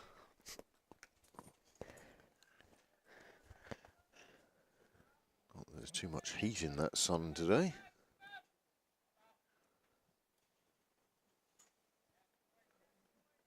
However, at the moment, the Leinster Lightning won't be too concerned about the weather side of things. They do need to win this game with a bonus point and with such a positive run rate that they can overtake the Northern Knights. Oh! What a super catch from Balbirnie. The batsman is still stood at the middle. He cannot believe that that has been taken. You can see in the huddle the absolute delight of his teammates as Andrew Balbirnie makes an absolutely fabulous catch at slip. Oh, what a moment. A huge moment in the context of the game and indeed the destination of where this trophy is going. Look at Andrew Balbirnie. I was actually had my eyes on him. I was looking at him and he was looking over here and I was thinking, well, don't miss the ball. And all of a sudden, big outside edge. What a catch. One-handed. It's pure reaction. Pure brilliance from Andy Balbirnie. And in the context of this game, and indeed, who will get their hands on the trophy, it's a huge moment. And a big wicket for Melvin Deveraj. He's got 3. He's been the real star of the show in the last couple of days here at Oak Hill. But that catch from Andy Balbirnie is a moment of pure brilliance. And one for the highlights reel, that's for sure. Yeah, I suspect that won't be the last time we see that catch, whether it be on YouTube or promos. Super piece of work for Balbirnie. I suspect the right hand is just a little bit warmer now. Oh, well, it's one of those things. I can guarantee you Andrew Balbirnie will be out there and he'll be waiting till he gets in to have another watch of that. It's a magnificent catch. Because it's also come hard at him in terms of it was a flashing shot from McCullum. Went hard at the ball, flew to first slip. Now all of a sudden the Leinster Lightning are on the attack. They've got 4 slips. And Deveraj is on the hunt for his 4th wicket. Oh, good ball to start Humphrey's innings. Coming back in towards the stumps. And that's 17 overs gone with the score 115 for 7. And you've got 2 new batsmen at the crease. And surely that makes Dockrell's decisions a bit easier. And surely he's going to chase after those final 3 wickets. Well, you can just see Harry Tector there a couple of seconds ago. And the top right of your picture just patting Melvin Deveraj on the back. There's been a wonderful spell from him. Came in again at an important time where the 2 opening bowlers were a little bit expensive. Both took wickets. And it was always going to be a key part of the game. Dockrell, his 3rd seamer, needed him to hit the ground running. And he's taken 3 wickets for 22. Hurry to continue. And very much job done. But I think for him, rather than job done, I think you'll struggle to take the ball out of his hand. It's a great feeling, I'm sure. He's got 4 slips. And he's on the attack.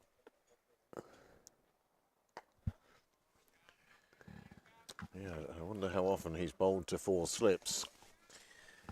Well, certainly in the 18th over of a 50-over game. And there have been bowler-friendly conditions today, particularly for the pace bowlers. But the ball has come onto the bat nicely, and we saw what Ross Adair did earlier. And we saw Mark Adair take a liking to Gavin Hoey in his first over. But I have been impressed with Deveraj.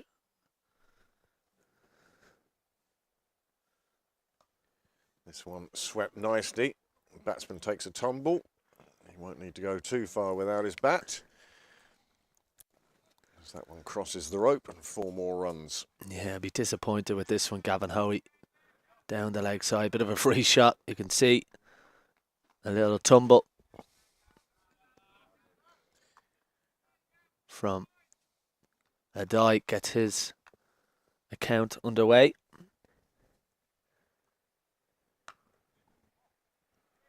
Played away, square on the offside. They'll get through for another single.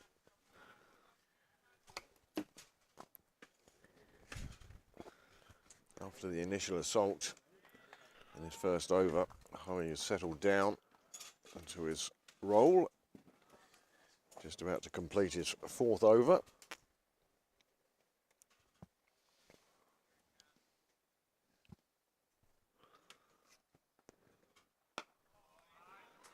And he does so with a dot ball. 1 for 22 for Hoey from his 4 overs. The score has moved on to 120 for 7 from 18. And the Northern Knights well, they had a better day of it, playing 20 overs than 50. Had a day yesterday. Today, well, apart from the initial assault, and it was an assault, by Ross Adair and his 57. I mean, the first 50 came up in 5 overs, and Ross Adair had 45 of that 51, as it was. But the Northern Knights now have lost 6 wickets for 55 runs.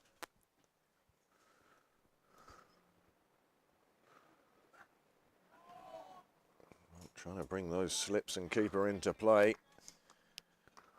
Searching for the edge of that bat. Adair looking to play at that. Well, they are very much in the game, those 4 slips. That is for sure.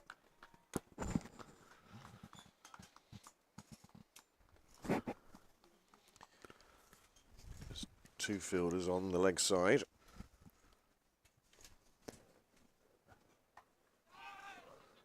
Well, this one goes down to third. And is cut off by the one of 2 fielders that are outside the circle. It's almost like we're in the power play. A man at long leg and a man down at third man. 4 slips. Point just behind point for Harry Tector. Chris de Freitas is the man at mid-off.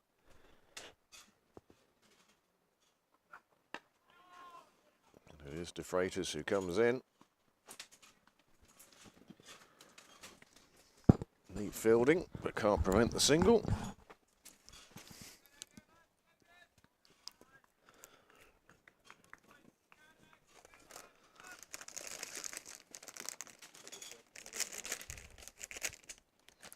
I definitely think if you look at the 7 dismissals from a Northern Knights point of view, I think they'll be disappointed with a number of them.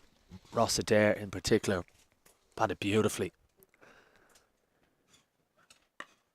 Really took the game on. That's a really good shot from Adai.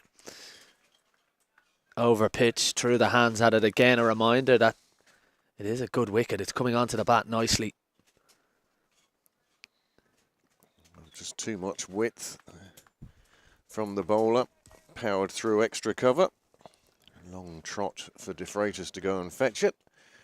And it does mean that one of the 4 slips now coming out in front of square on the offside. Into the covers, just to kind of try and plug that gap. It allows de Freitas to go a little bit straighter.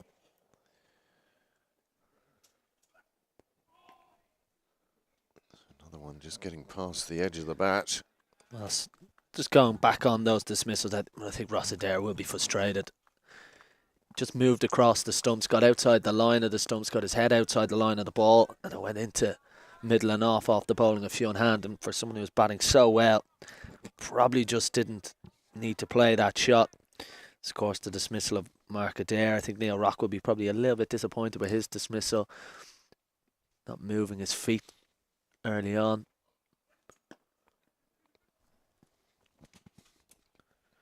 The call is 2 immediately as it's played out into the leg side. And the 2 fielders on that side converge at the ball. It's the end of the 19th over. 128 for 7. That'll be interesting to see if Devaraj is given a 7th over. Just looked a little bit tired there.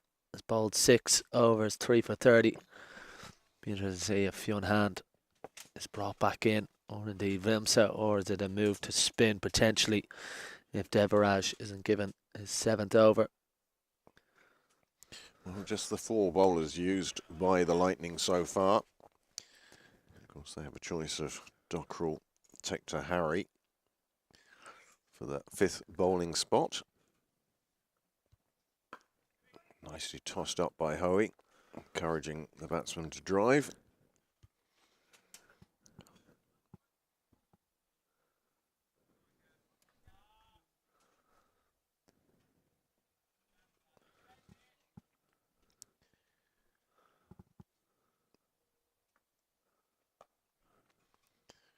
In one of those little battles within the war, as they say, the 2 spinners, Hoey and Humphreys, Direct competition here now.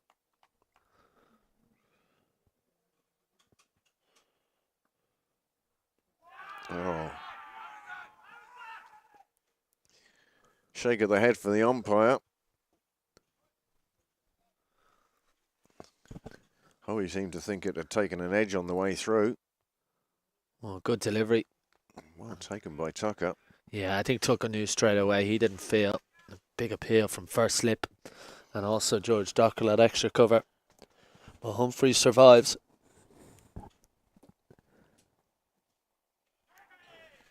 And again, it's that shot after the big appeal. Looking to take on the bowler.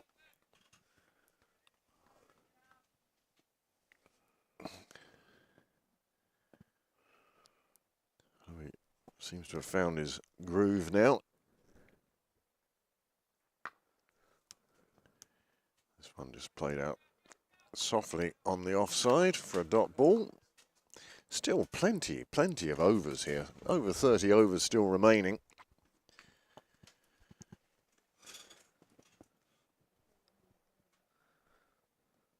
Just going back to that Mark Adair dismissal, and look at when you're at 109 for 5 as he was at the time. Maiden over there from Gavin Hoey brings it to 20 overs. Northern Knights 128 for 7.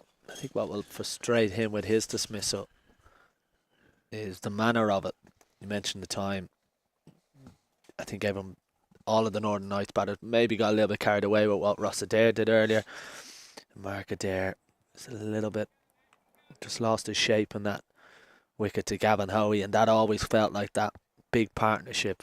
If the Northern Knights could build something with McCullum and Adair, and then it was the brilliance of Andy Balbirnie with the catch of first slip to get rid of McCullum.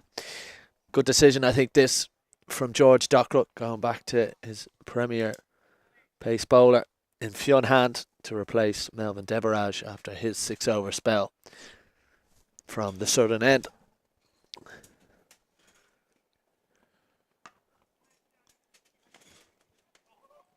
Nice fielding in the covers. Can't prevent the single. That's great work from Gavin Hoey. Really good. Did well to throw it on the move. Good to see him back up on his feet. Yeah, it just took a moment there. Just 2 slips for Hand.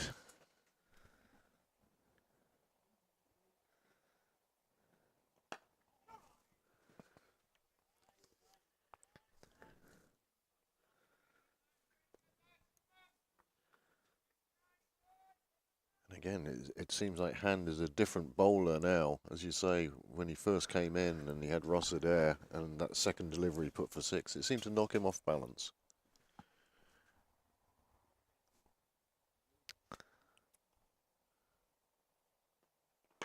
Yeah, and I think Hand will be slightly disappointed with some of his follow-up deliveries to that shot. And obviously we've spoken about the merits of Ross Adair playing that and putting Hand off his line and length and forcing Hand to go away from the bowler-friendly conditions of pitching it up and trying to find that movement. But there is also the argument that if they do bowl the Northern Knights out inside the 50 overs, as Humphreys just plays that down to deep third, your run rate as a bowler doesn't matter a huge amount if you can bowl the Northern Knights out for under 200. You know, you'll turn around and say, well, we've probably done our job, obviously with bowler friendly conditions, and you'll be disappointed to go at the manner they did early on. But wickets are always a huge part of the game, and Hand has taken 2.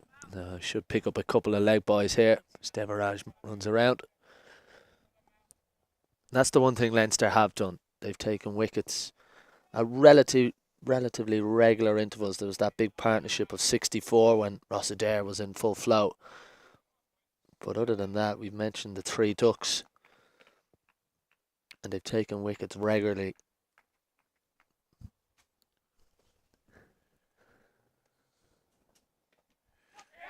Big swing from the batsman, well away from his body. It takes the edge, and Hand picks up another wicket. Well, wickets just keep falling for the Northern Knights. And Hand picks up another one with the score on 132 now for 8. Inside edge, little just under edge if you like. Good decision to bring Hand back. He gets his third, although a little bit expensive, but we've spoken about the merits of taking wickets at regular intervals. You can just see a little bit loose from a die. Under edge, safely through to Lorcan Tucker. Hand is happy with that. And the Leinster Lightning really, really could seize the moment here and bowl the Northern Knights out for a score well below par. Northern Knights, as yesterday, won the toss today. Cian Robertson coming in at number 10. He certainly wouldn't have expected to be out in the middle before we reach the halfway stage. Well, the mood on the sidelines with the Northern Knights, it must be a roller coaster over there today, because they would have been joyous when the score was 65 for 1 and Ross Adair was causing carnage left, right and centre. But since then, as Sean has said, wickets have just fallen regularly and no real partnerships being put together. Big shot down the ground. It's going to bounce.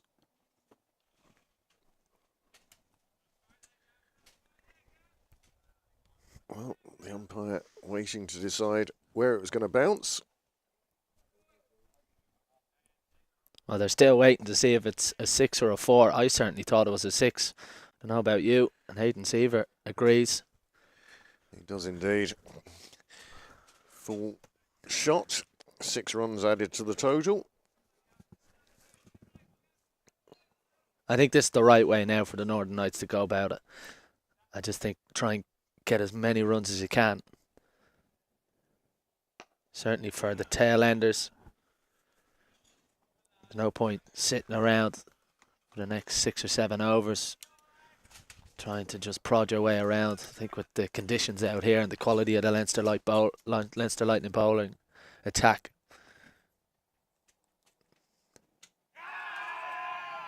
Oh, what a delivery. Another wicket, and how he picks up another one. Well,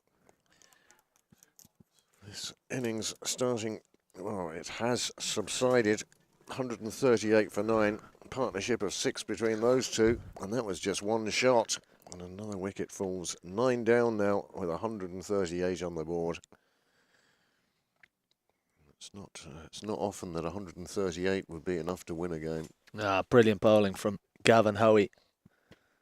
Gets his second wicket. A little bit too good there for Humphreys. Wonderful from Hoey with the googly. And umpire Aidan Seaver judged that to be hitting the stumps. And Leinster Lightning on the brink of bowling the Northern Knights out. Matthew Foster, last man standing. He heads out to the middle.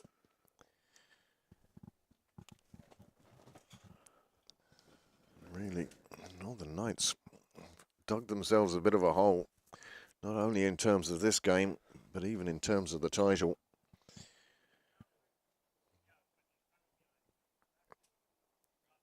I think the calculators will be out at the innings break. Well, funny you mention that. Actually, just going back to the toss with the conditions, maybe felt like the Northern Knights have got it wrong. Maybe they should have bowled. And also, with the fact that this game could well be decided on net run rate this season, you feel like the Northern Knights should have actually bowled first as well, so they knew what they needed to get to in the second inning. Yep. So maybe just felt like that was the wrong decision. You always hear teams speak about when it's raining wanting to bat second, so you know what you need at all times and you're ahead of the game, if you like. Definitely the Leinster Lightning would have wanted to bat second.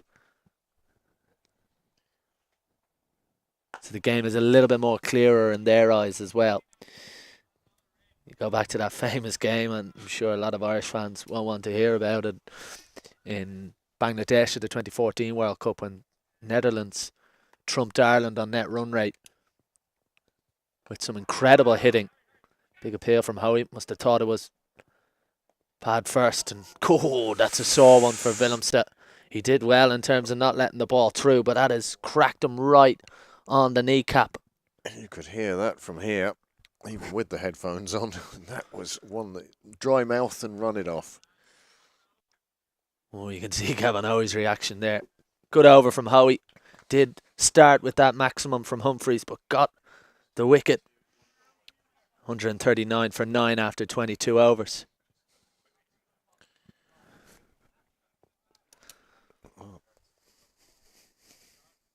Here is the Knights card. Apart from that belligerent start by Ross Adair, McCullum, well, he edged his way. Well, not edged his way. He played some nice shots too, but 35 from 43. But it was Adair at the top who really caused the Leinster Lightning some palpitations. But since then, they've kept going, kept taking wickets. And now they find themselves just 1 wicket away from bowling the Northern Knights out well inside the 50 overs.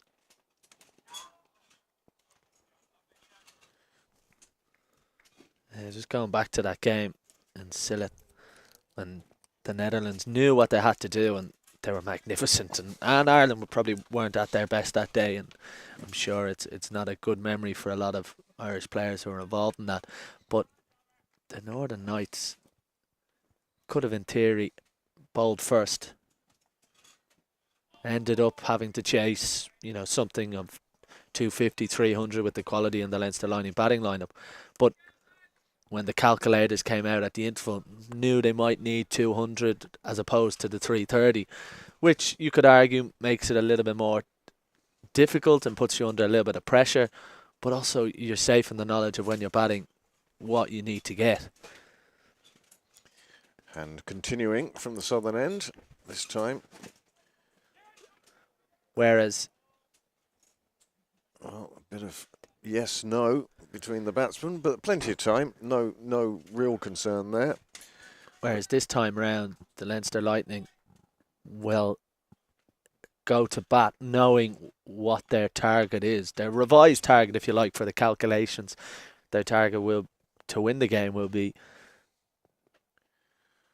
whatever the Northern Knights get bowled out for. But it's how quickly they get there, isn't it? But of course, the way this was worked out, that let's say after 25 overs, the Northern Knights are out from 150, but that run rate then is calculated over the 50 overs, isn't it? So, yeah, and as a result, Leinster will have it easier second time round. So you could argue, with the bowler-friendly conditions especially, the Northern Knights probably got that decision wrong at the toss. It would have been interesting. Maybe we'll find out later what the decision-making process was in that. Hand has one slashed over second slip. It runs away for 4. 144 for 9. Well, we've said it a few times today. If you're going to flash and they've a couple of slips, you might as well go at it hard. We saw McCullum do that earlier and was unlucky to get out after a brilliant catch from Balbirnie. This time a welcome boundary from Robertson. And I think him and Foster should just take that approach. Just try and eke out every run you can here.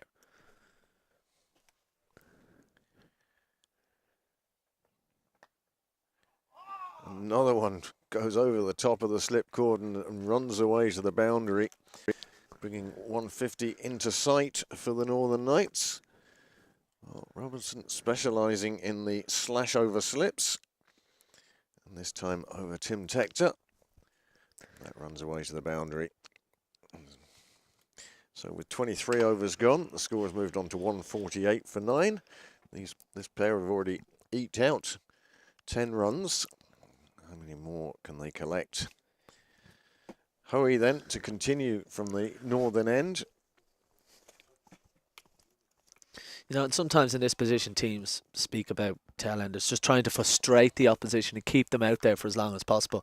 In this circumstance, with it being a low total and indeed with the net run rate issue to come later, just try and get as many runs as you can try and work in threes and fours and in terms of trying to go up the levels, try and get to 150, then 155, and just try and score, look to score. Well, that beats everybody. Came back beautifully, flew over the top of the stumps, beat Tucker behind them. They get through for a bye. Yeah, magnificent delivery from Gavin Hoey. Very unlucky rather, not to hit the stumps and find a wicket. But you often find as well with tail enders and when batting towards the end that runs seem to come in clumps, and all of a sudden momentum comes and the opposition are getting a little bit frustrated trying to get the ninth and 10th wicket.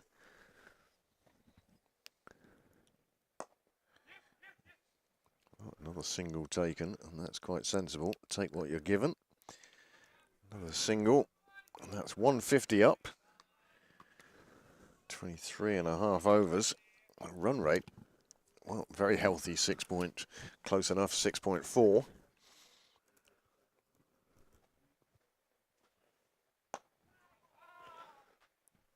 And you mentioned this partnership is worth 12. Doesn't seem an awful lot in the grand scheme of things, but the 12 runs have mainly come because the Northern Knights have looked to score and looked to get bat on ball, and just any sort of partnership here will help.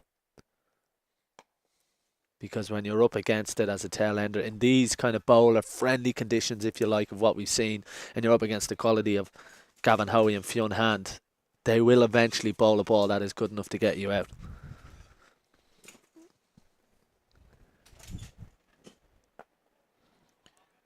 Hoey working away.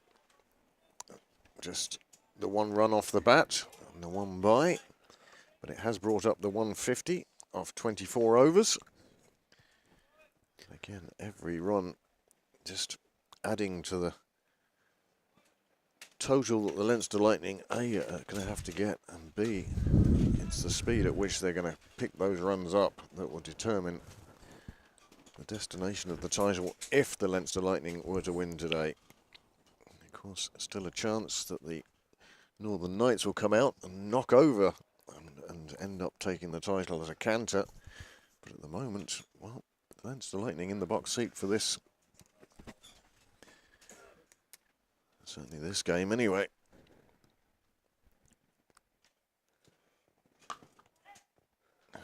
And dropping one in short, Robertson plays it little aerial into the offside, but manages to pick a gap.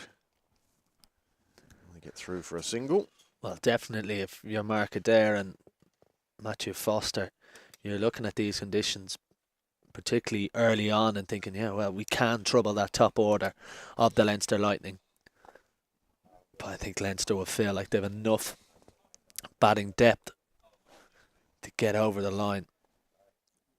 Again, as we mentioned, it'll be a case of how quickly they can do it. Those calculations will be worked out in the interval by people with a higher IQ than certainly me, anyway. Certainly better than my leaving cert pass maths. All those teachers who said you'd never have a calculator. Well, we do, sir. Every phone now, mini PC. 151 for 9, Hand searching for this final wicket. That's 3 times he's beaten the edge of Foster's bat.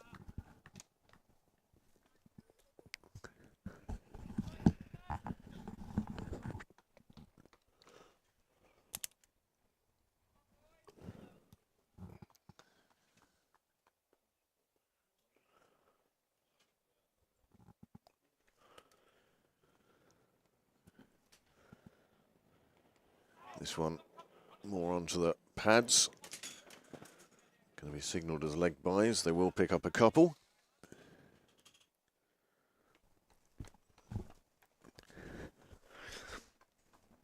Yeah, there's almost a danger here for the Leinster Lightning bowlers that they're striving too hard to take the wicket. And as you said earlier, a lot earlier actually, it's sort of, well, plan A is working, just keep going with plan A.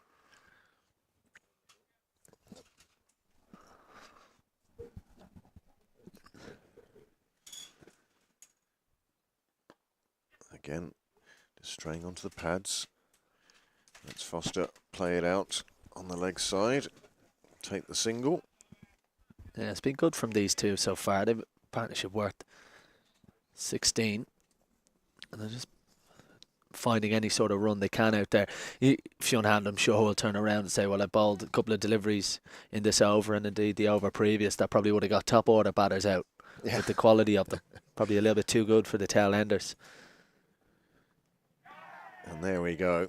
That's exactly what he does. Angles one back in towards the batsman to look for the edge. Finds it on this occasion. It flies through to Tucker. And that's the end of Robinson. And that is the end of the Northern Knights innings. 154 all out. And you can almost hear the buttons on the calculator starting to heat up. As people in the know will try and find out exactly what it is that the Leinster Lightning need for the title. But we do know that they need 155 in 50 overs to at least pick up the victory here today at Oak Hill. Well, we spoke about Fionn Hand probably bowling balls too good to get tail enders out. That's a delivery that could get anyone out. Magnificent bowling. Just clipped the top of the bail. And he started off expensively. We saw Ross Adair bat so well earlier. And that's a big wicket to end what is a quite lopsided card. And Ross Adair, the real standout, magnificent early on, 57 from 24 deliveries. His partnership with James McCullum for the second wicket was worth 64 runs. And then brief cameos from Robertson, Adair and Adai at the end. And wickets for Hand, Hoey, Devaraj and the one early on for Willemse. Well, the Leinster Lightning bowlers, the opening bowlers, well, they came under the Ross Adair assault, and they were quite expensive, but Hand ends up picking up 4 for 59 from his 8 overs, 3 for 30 for Devereux, 2 for 30 for Hoey, and then Wilson at the top. He took the wicket in the first over that started everything off, and he ends up with 1 for 28. Partnership of 64 at the beginning. But all in all, the Northern Knights are going to be extremely disappointed at only recording 154 in 25 overs. And now the Leinster Lightning will be back out in a few minutes looking to score 155. And once we know what the calculations are, we, of course, will bring them to you. But for the moment, we'll take a short break.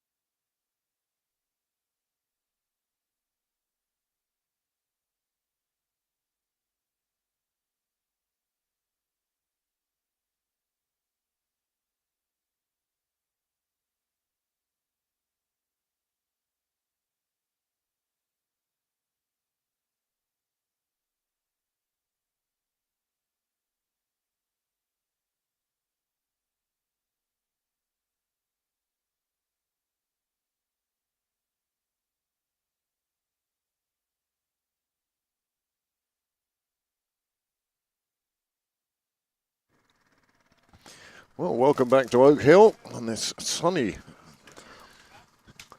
cloudy, fluffy cloudy day. You join us now for the second innings. The Leinster Lightning have a target of 155 to win this game.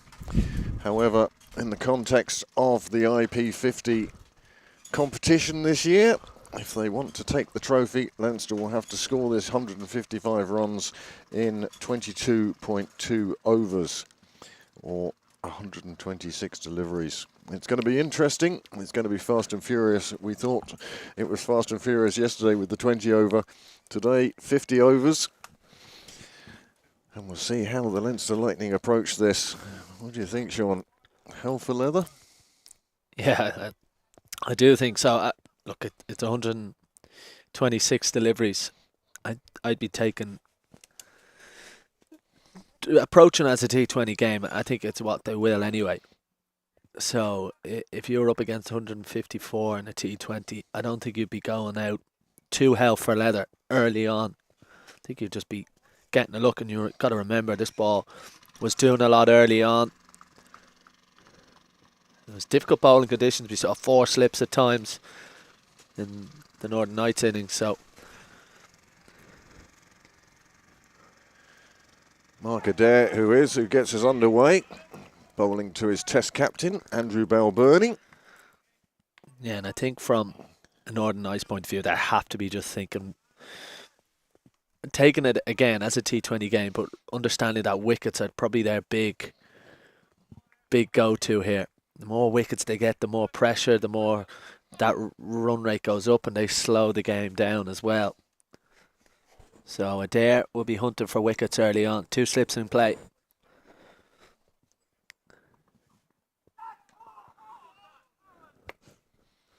Well, first run on the board for the Lightning. It's a wide from Adair.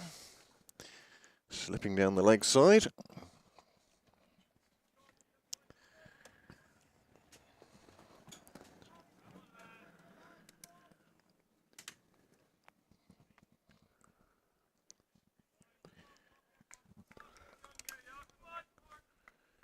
As we say, that target 155 to win the game.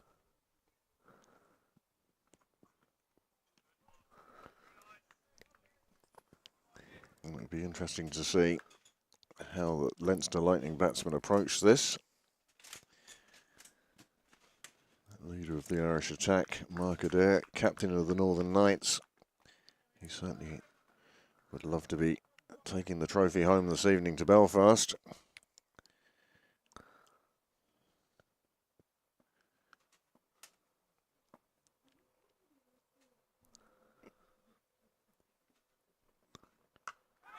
Two slips in place for Adair, but Balbirnie cuts it wide up.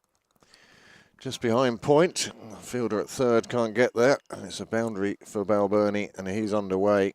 And runs on the board from the bat. Bit of width from Adair, and Balbirnie onto it in a flash. And again, that there is value for money out there with the bat. Ball has come on fairly well all day, particularly anything short of a length has been quite true. Balbirnie gets his first boundary. Plays that one out on the leg side. It will be a dot ball.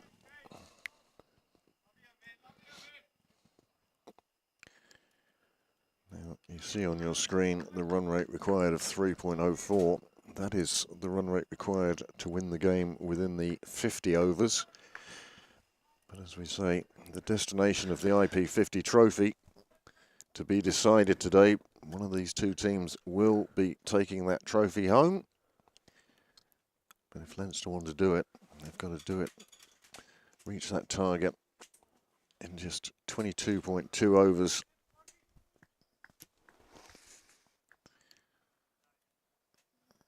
At the moment, just a steady start. 5 runs coming from the first 5 deliveries.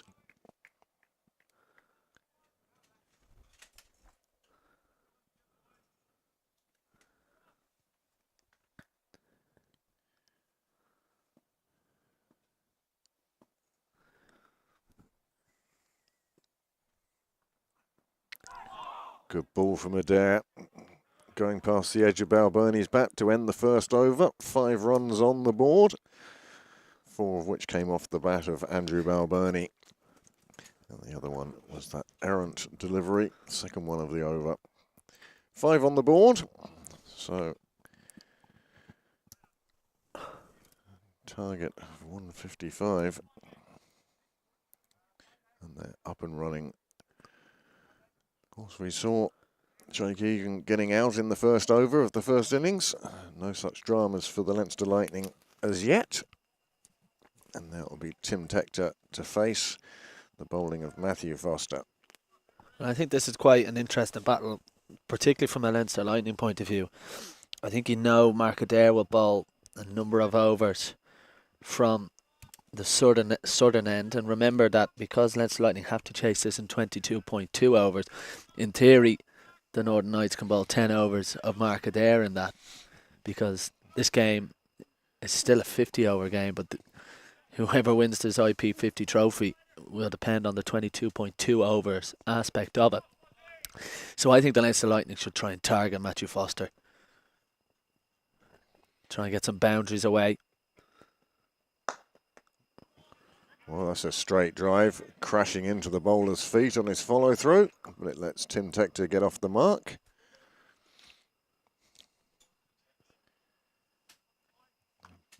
Positive shot from the outset from Tim Tector. That's the sort of batsman he is. Mark Adair standing mid-off, having a word with his bowler.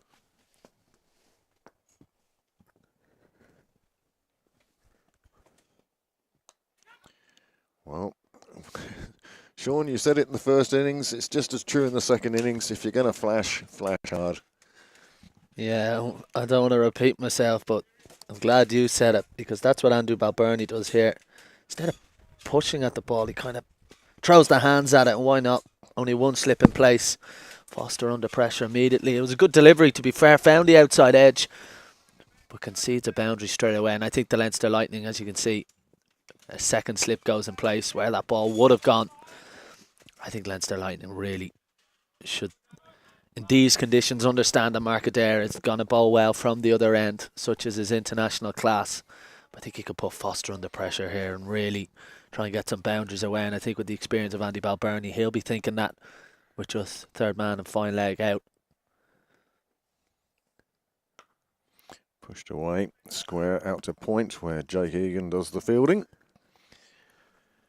Dot ball.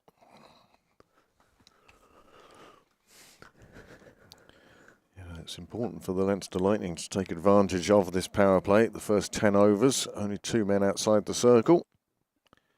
Certainly Ross Adair made the most of it in the first innings, compiling his 57.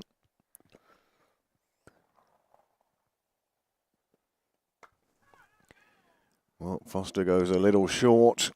Balbirnie onto it straight away, plays it away behind square on the leg side. The fielder at long leg didn't have far to go, Cade Carmichael, but all he could do was fetch it from beyond the rope. 4 more runs, and that's just too short and too straight, really. It was there to be hit by Balbirnie, and he put it away beautifully. Yeah, I think Balbirnie's going to fancy this little match-up here, battle if you like.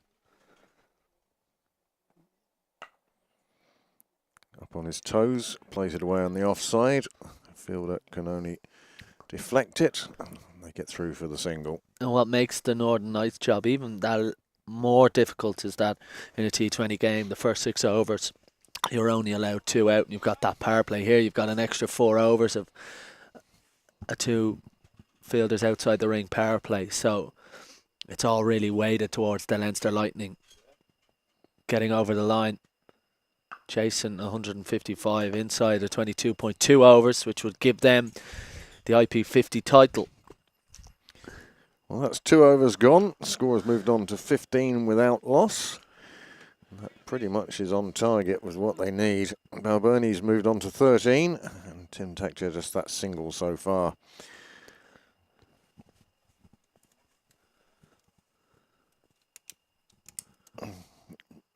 But you're right, it's absolutely fascinating. I mean, the different combinations and variations that can possibly happen. As you say, the power play here, of course, is 10 overs, and that's almost half of what the target for the Leinster Lightning is. But Mark Adair could bowl 10 of those 22 overs. Are the Northern Knights looking to win this game, or are they looking to win the title? It's kind of interesting to see how it's set up now. Oh, well, definitely. I think both teams have got their eyes on the title, nothing else.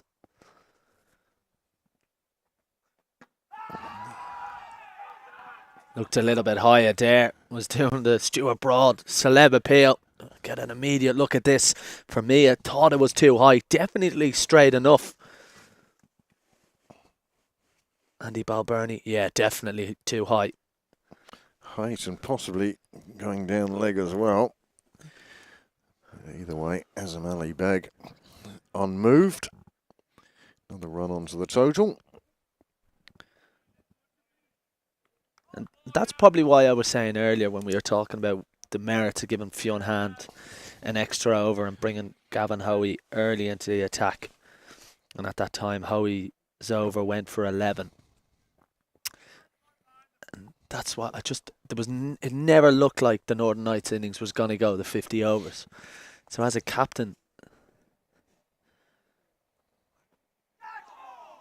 good delivery from Adair. As a captain, you're able, or in theory, you should be able to consider that into your equation and keep Fionn Hand on. That last over of Hand before he got taken off in his first spell went for a maiden.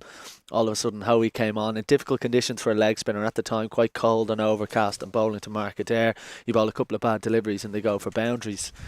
So that's why I just felt at the time. In the end, Leinster only bowled 25 of the 50 overs.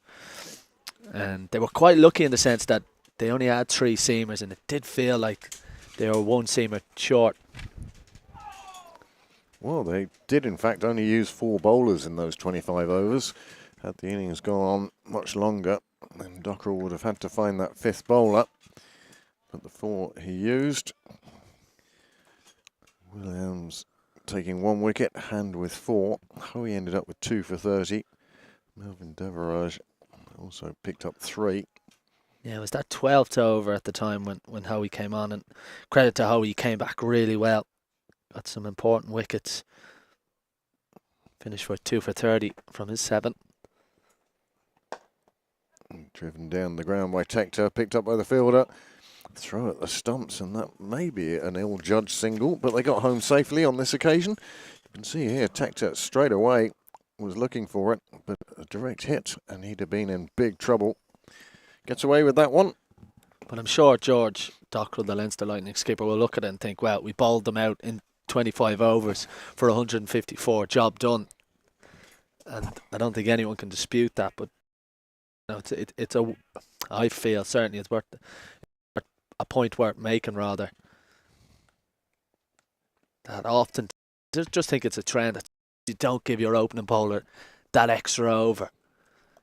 Sometimes it becomes a bit formulaic. You know, I'm going to bowl you for 4 overs and him for 4 overs, and then I'm going to make a double change, and a little lack of flexibility perhaps, adapting to the situation in the game as it stands. And oftentimes it is, it's often a case of hindsight. Sometimes you do give that opening bowler that extra over, and it's a gamble that doesn't work.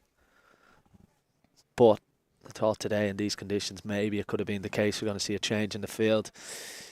Mark Adair recognising they could do with a wicket, bringing an extra man into the cordon. Now 3 slips for Tim Tector, and a very straight point, rather. He could class as a catcher as well. There is the flashing blade from Tim Tector. It goes through to the keeper. Ends the over. 3 overs gone. 18 on the board. Another good over from Adair. Just 8 runs coming from his 2 overs. He's certainly doing the job of opening bowler and of captain. And this is where I think Foster at the other end, if you're Leinster Lightning, I think you should be looking to score quite a large bulk of the runs from here. Obviously not as at the level of Mark Adair, the international level of Mark Adair. So any opportunity that presents itself, I think we should be looking to score from this, the northern end.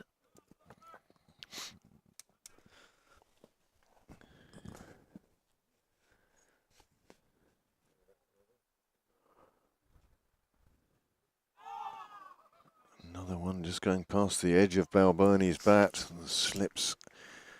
Hands flew up to their heads. Ben Callett's keeping wicket again today. Yeah, it's a beautiful delivery from Foster. Just cutting Andy Balbirnie in half. It's really good from Foster. This is an important part of the game for him. First over went for 10. A little bit expensive, the couple of boundaries for Balbirnie. Can he back up Adair? Another one past the edge of Balboni's bat. One thing you'd say about Andy Balboni, though, absolutely unflappable. He just moves on to the next delivery. He is, and sometimes Balbirnie is effective at coming down the wicket, using his feet, even off the pace delivery. We saw that from Ross Adair earlier. Just wonder if that could be the way he looked to go over the offside. Yeah, you saw the little shuffle down the stumps, shuffle down the wicket rather, and that often is a case that an indicator rather that the ball is doing a little bit, it is moving. Batter is just trying to get that bowler off his line and length slightly, trying to get a bit of momentum into the shot. Of course, Ross Adair almost changed the complexion of the first few overs with that shot off the 8th ball of the innings. But I wouldn't be surprised to see Balbirnie again look to use his feet. Well, there is the advantage of batting in the power play. He knew once he'd got it through the ring, it was going to run away to the boundary. Yeah, this is good from Balbirnie, but it is over pitch from Foster. But you've got to remember that previous delivery, Balbirnie looked to use his feet. So just playing in the bowler's minds, trying to get him a little bit uncomfortable, make him think about it. Over pitched, and to a player of Andy Balbirnie's ability, he's not going to miss out on that.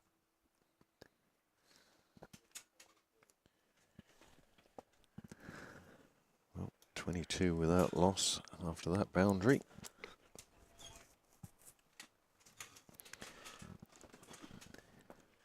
Run a ball so far. Another driven shot through extra cover, and that is a glorious cricket shot. And it brings Balbirnie another 4. Yeah, again, slightly over pitched. Trying to find that little bit of movement, find the outside edge, too full. And a good shot from Balbirnie. Again, that merit of just coming down the wicket, giving that bowler something to think about. Didn't get anything with it off the third delivery of the over by using his feet, but the next 2 balls rather have gone for a boundary. Better length from Foster. Well, that's the end of Foster's second over. His 2 overs have cost 18 of the 26 runs that are on the board. And the Leinster Lightning happy with a steady start. 26 without loss then, after 4 overs. And they're going along quite nicely. But then again, so will the Northern Knights at this stage.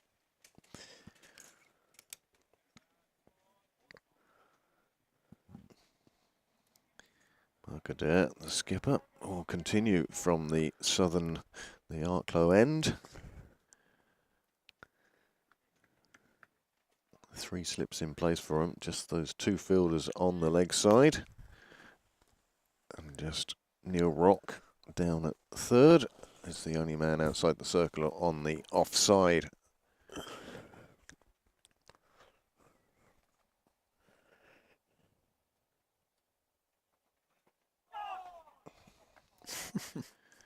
Mark Adair, I think, is getting the feeling that this is not his day. Another day, he'd have picked up 2 or 3 edges at this stage, but none yet. Yeah, a wonderful delivery from Adair. And you could actually argue this could well be the best time to bat today that we've seen. Beautiful sunshine here now in Oak Hill, but that ball is still moving around for Adair. Can he prize an early wicket here?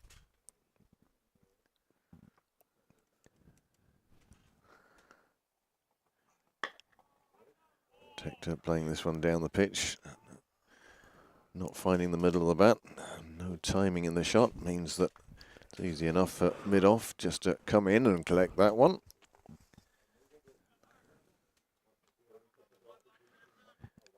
Day it is fielding at mid-off.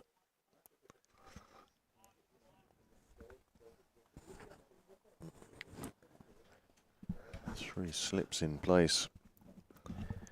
Eager, keen.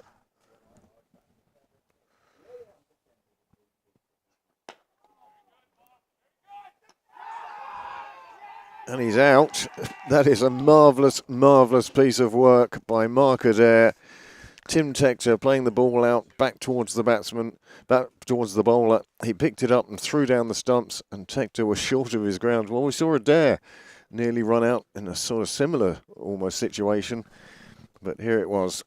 Yeah, and it was Tim Tector who threw the ball earlier that nearly ran out Mark Adair. Wonderful piece of work from Mark Adair. Brilliant. We saw a wonderful catch from Andy Balbirnie at first slip earlier to dismiss James McCullum. We've seen an equally brilliant piece of athleticism from Mark Adair to get rid of Tim Tector. And see it here. Look at this. Gets the ball quick as a flash, throws it down. And it did look from that angle that the bat was short. Umpire Aidan Seaver in no doubt either. Just what the Northern Knights needed. Well, the first wicket falls, 26 on the board. Still well short of their target. It brings in now Lorcan Tucker, the wicket-keeper. Coming in at number 3.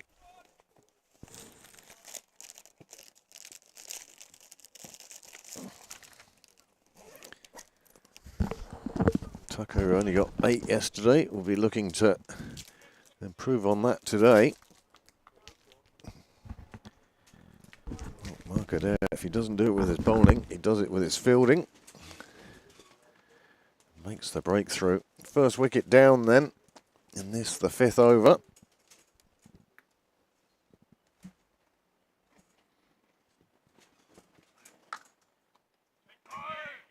Fielded by Egan, behind point, dot ball.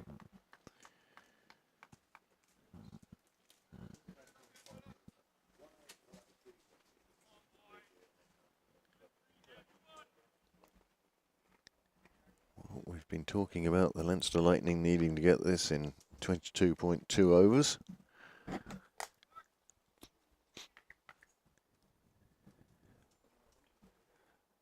The Northern Knights are still well in contention for this title.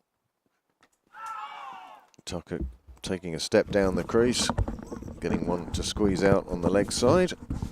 And they get through for the single. Yeah, you're going to see a lot of this from Lorcan Tucker.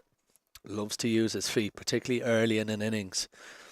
And I think with these conditions, with the ball swinging, with that little bit more cloud cover we've got in the last few minutes, I think that's what he's going to look to do against Adair. Reminder that Adair can bowl 10 overs of the 22.2 that the Leinster Lightning need to chase this total in to lift the IP50 trophy if Adair chooses to bowl all 10. Tucked away behind square on the leg side by Balbirnie. Takes the first one quickly, calls through for the second, and he will get home with no difficulty at all. 2 more for Balbirnie, 2 more for the Leinster Lightning, and that's another over slipping by. 5 overs gone then, and the score 29 for 1. Well, Craig, you've watched a lot of the domestic game this year. It's, of course, the finale of the men's domestic season. How would you assess it overall? Well, I think first up, you have to congratulate the management of the interprovincial sides. There have been a few personnel movements, I think, that have evened things up. And we've seen this in the Super Series as well. You want to get the best players on the pitch, and if 15 best players are from Munster, then they need to be spread around. And that's what's happened, and I think it's been a far more competitive series, both this and the IP20, than in previous years. I think it's been super to see, and it's been giving opportunities to players. And players that might not be household names, such as Adair and Balbirnie, have had their chance to shine this summer.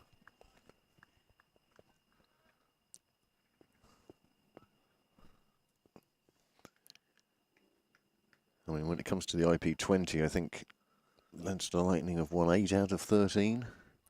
So it's great to see that it's been mixed up and other teams are in the mix. And even this table, the IP50, the Munster Reds now are ahead of Leinster Lightning coming into today. I think that can only be positive for the selectors, for the Irish management, for the players themselves. This one getting past the inside edge of Tucker. Again, another batsman who seems unflappable.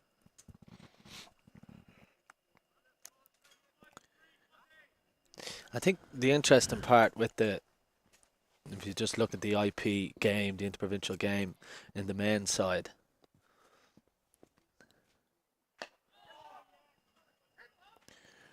really good running from Tucker and Balbirnie, know each other really well, of course.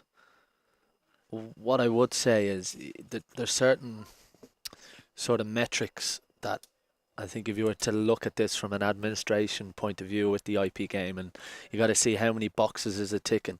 You mentioned the competitive aspect of it. That is certainly one box over the last few years that has been not always easy to find that balance of different sides, certainly with the introduction of Munster in the last number of years and trying to make sure that there are even games going around. I also think from a point of view of the Irish selectors, we're just going to have a look here as Aidan Seaver and Azam Ali Beg just go for a chat. Be interesting to see what this is about. But you also got to look at it. Is it serving the men's national team well? Is it making sure that these players who we're seeing out here playing in the Ireland game, are they getting good enough practice in between internationals, because the age of the county game isn't there for them? And also you got to look and think, is it providing a pathway for some of the younger players to come through? And I think if you can tick all three of those metrics, I think then the interprovincials is serving as well as it can. Foster to Balbirnie, just played away on the offside. Yeah, you're absolutely right. I was talking about the competitive of it, but you're right. It is giving opportunities for lads coming through. I mean, we even see it here today with Deverage. He's shined the last 2 days, and there's no doubt that when the Leinster Lightning are looking at their squad for 2025 season, he's certainly going to be uppermost in their thoughts. As regards to the national team, well, I think that certain players have shown that, I think the expression would be next cab off the rank. You know, the national side players are fairly well established, but you get people like Ross Adair, etc., who can put pressure on the selectors, put pressure on the players in possession, as Balbirnie plays another beautiful shot through extra cover, picks up another boundary, and he's looking more and more assured at the middle as his innings progresses. He's moved on to 29 from just 21, and the Leinster Lightning 34 for the loss of just that one wicket. Tim Tector perishing to a marvellous piece of fielding off his own bowling by Mark Adair.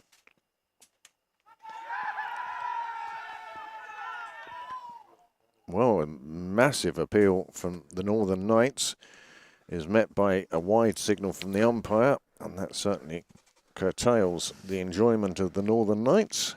Yeah, down the leg side from Foster.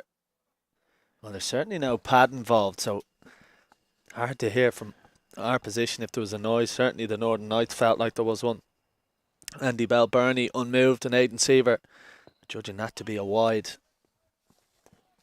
Well, it's sort of rubbing the salt into the wound for the bowler. Not only is his appeal turned down, but it also counts as a wide.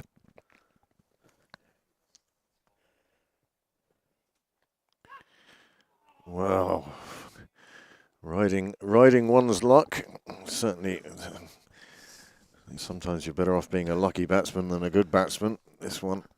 Well, we've spoken about flashing hard at the ball, and in fairness to Andy Balbirnie, it is played with soft hands. Agonisingly short of McCullum. Callis went for the stretch, as indeed he should have. Anyway, falls safe for a Leinster Lightning point of view. 10 runs coming from that Foster over. Leinster Lightning 39 for 1 from 6 overs. The only thing I would say about the IP game, and it's something that hasn't necessarily been cracked. I mean, we've got a finale here with two of the best sides in the country, a lot of internationals on show, and you know, there's a handful of people here. Yeah. And that is something. Oh, another fabulous delivery from Adair. Goes by the outside edge. I think from that point of view, that's where the interprovincial game, certainly from a men's point of view, hasn't necessarily cracked. And, I'm not sure there is a right or wrong answer to it. Some of the games are really well supported. We're here in Oak Hill in beautiful County Wicklow. It's one of the last days of the summer, of the cricketing summer, certainly. Sun is shining now. It's been a little bit overcast, but, we've a handful of people in watching. I know we've got a lot on the stream. Well, part of that is down to sort of the setup of Irish cricket, where a lot of these players will be playing for their clubs at the weekend. As this one just about has enough to reach the rope, and Balbirnie registers, Tucker registers a boundary. But yeah, when do you play these games, and where do you play these games, and are you looking to attract a crowd? And part of it as well is I suppose the ordinary cricket fans' affiliations. Certainly, my understanding of cricket in Leinster is we're all affiliated to our clubs. We love our clubs very deeply.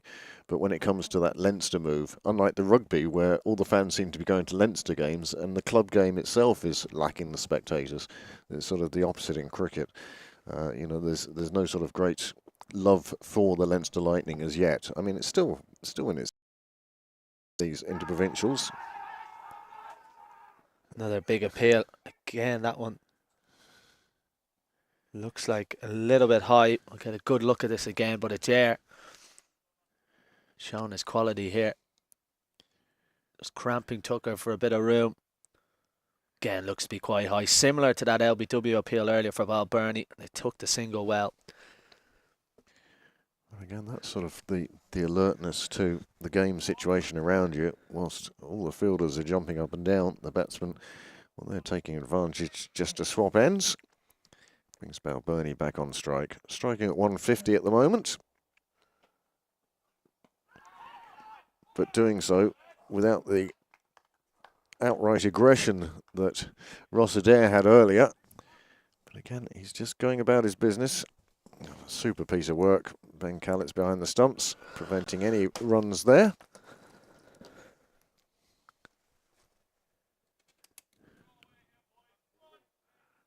But you made an interesting point there, Craig, about, does it need to have a crowd? We've spoken about some of the key metrics that I'm sure administrators will look at.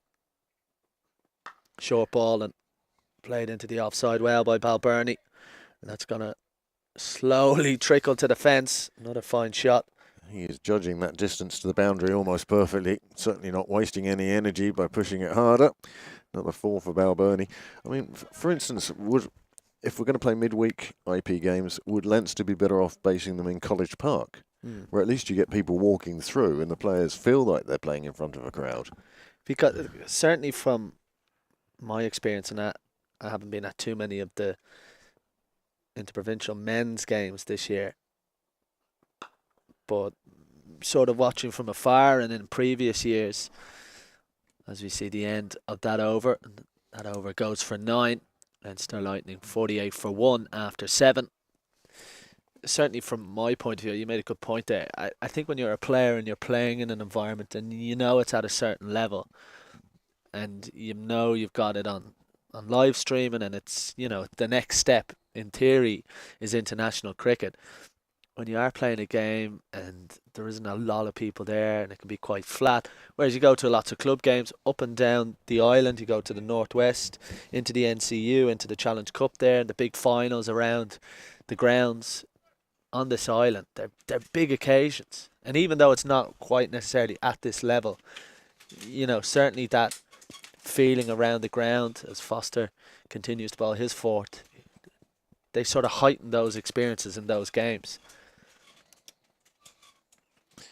Well, Tucker, one of the more inventive shots he's shown today. He was certainly looking to put it down the leg side. Foster saw him coming across and put it wide of him. Very well bowled by Foster, late adjustment. But Tucker is a great one for, manufacturing runs from the most improbable of shots.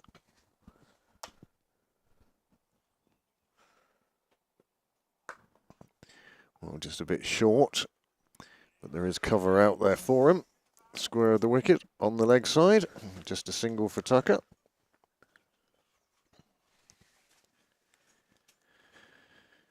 No, I'll be honest with you. I don't know what the answer is, Yeah, but and I don't know where the next step forward would be. exactly, and I don't think there is an easy answer to it, with the fact that a lot of these players will play international cricket during the course of the year, which affects the schedule, and indeed club cricket on weekends.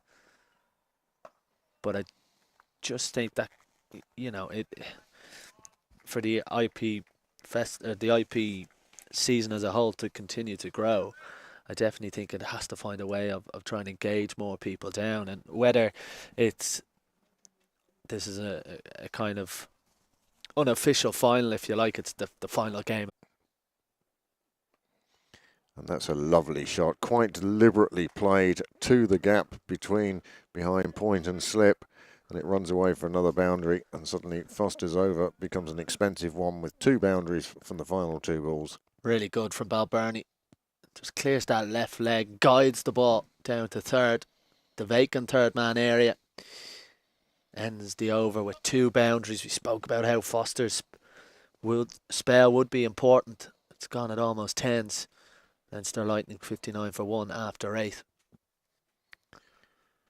Well, Foster having got through 4 overs, you wonder if Mark Adair will make a change. I'm pretty certain he's going to keep going for another couple anyway. He's certainly going to go to 6 or 7. He may wish to keep some overs, maybe for the 22nd over. But we'll see how we progress now. Well, Lorcan Tucker has just put that one over not only the rope, but the fence and down the hill for 6 from the first ball. Yeah, short delivery. And when you have 2 slips and the ball's moving around, probably not the best delivery. Tucker plays that well, and I think Leinster Lightning have realised that the time is now. 90 runs needed in 14.1 overs to claim the IP50 title on net run rate. The 6, and that one will take a minute or 2 to fetch back, but that is 2 lovely shots from Lorcan Tucker, and you get the feeling that, as Sean says, these 2 batsmen have decided. Against Australia a couple of years ago, magnificent ball striker. He's unlucky there to find the fielder. Jake Egan sparing Mark Adair's blushes with a fine bit of fielding, just at point. Both these batsmen now striking at good rates. Once again, that run rate required of 2.02, you can ignore that at the moment. The important figure at the moment is number of overs, 22.2. Need to recover. And us came 2.2 overs, and we'll go with that until we're told otherwise. Tucker goes again, dead straight, and this is just becoming monotonous. 3 in 4 balls. This is magnificent from Lorcan Tucker. Look how still he stays. Big full follow through after the ball is struck ensures that he's being asked questions now, and we were talking about him bowling 6 or 7 or 8 overs in this. I think even he's going to think twice about it now. There's the 50 partnership between Balbirnie and Tucker. Tucker has come to the party very much in this over. 18 of his 25, run rate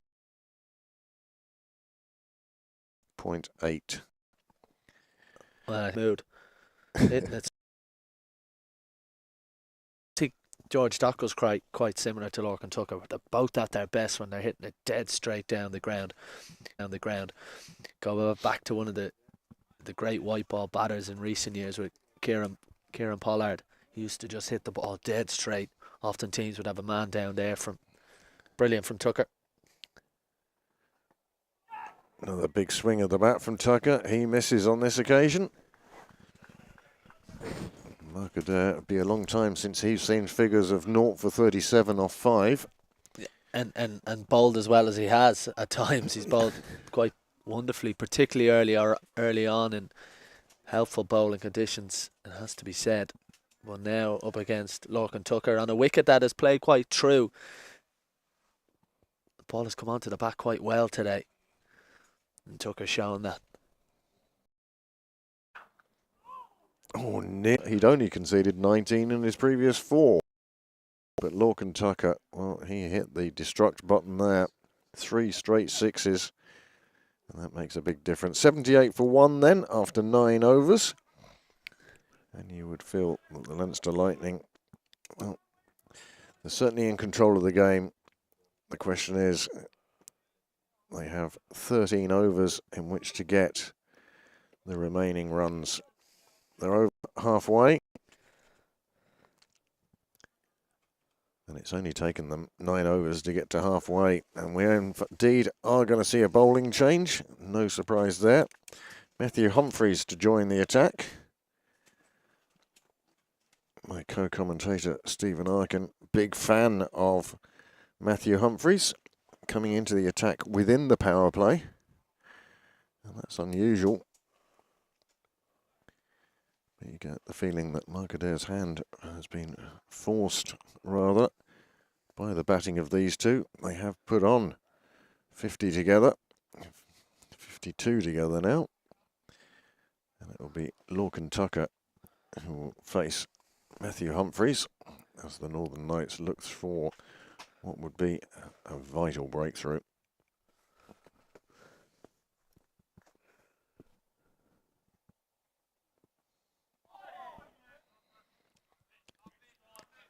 Well, Tucker showing his intent against the spinner already. Steps back just to regather his thoughts.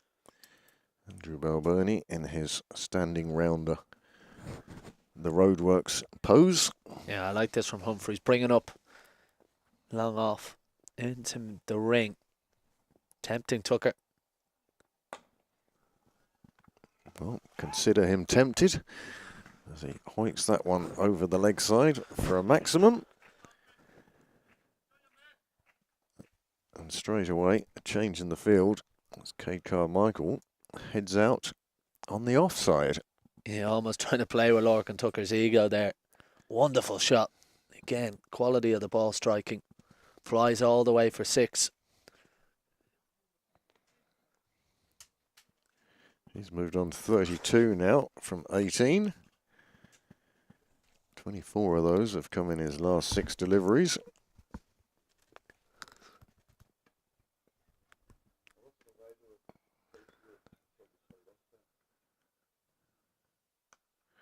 And this one cut away on the offside. There is a boundary rider out there. We saw him go out a minute ago. Cade Carmichael. Super throw back to the keeper. Just a single, and that'll bring Andrew Balbirnie on to strike.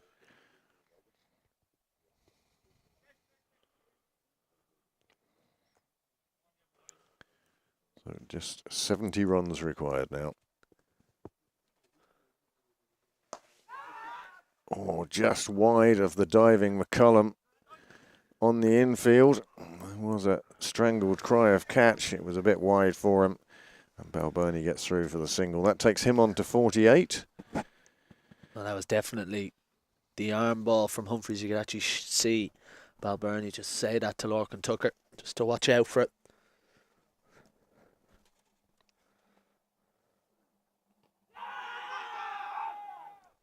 Oh, seemed to be a bit leg side to me. My amateur eye. Indeed, I think that's missing leg stump. Well, I think that was a little bit closer than the Northern Knights appeal let out. Ah, it's good bowling. Really good bowling from Humphries. Saw Tucker coming. Finishes out the over well. Well, just 8 coming from it in the end. That first 6 off the second ball, you did wonder, but 86 for 1 after 10 overs. And there you see how they've got there. Tim Tegger with a marvellous run out from Mark Adair, worth seeing again later on. But Balbirnie, he's on the edge of another half century for him, and Lorcan Tucker has come out, and after initially finding his feet, he started finding the ropes too. 1 wicket down, 86 on the board, and a run rate of 8.6, which is in excess of what they require. But with regards to the title, they now have basically 12 overs in which to get 69 runs. Change at the far end as well now. Cade Carmichael coming on for his first bowl of the afternoon.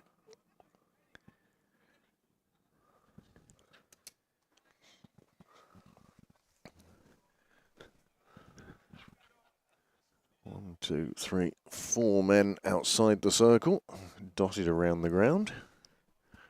They are well spread. Balbirnie plays this one out through extra cover. Fielders are trying to get there. Rock tries, but it goes for four. And that is Andrew Balbirnie's half century. And what a way to do it.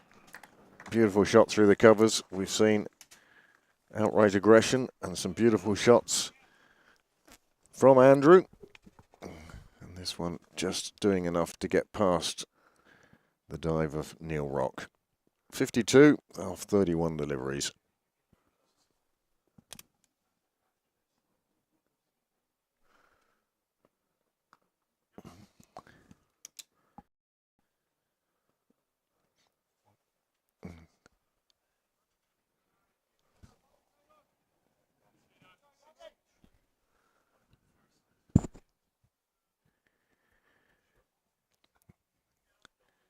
That's a fine half century for Andrew Balbirnie.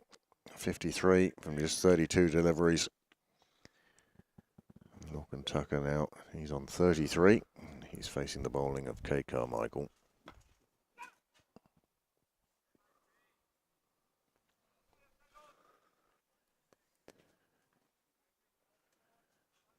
Well, Tucker for a moment wondered if that one was going to spin back onto his stumps, but danger averted. Beautiful sunshine on the sea and on the hills across the valley there, but here it's a little bit overcast.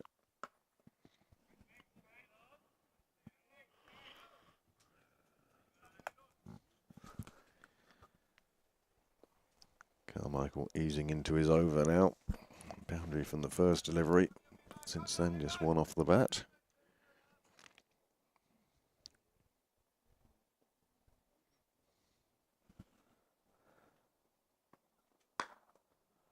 And Tucker employing the big bat again, goes over this corner. Full 6 runs for Tucker. Yeah, not a great delivery from Carmichael. And that's a little bit easy for Lorcan Tucker. We hit another one down the valley.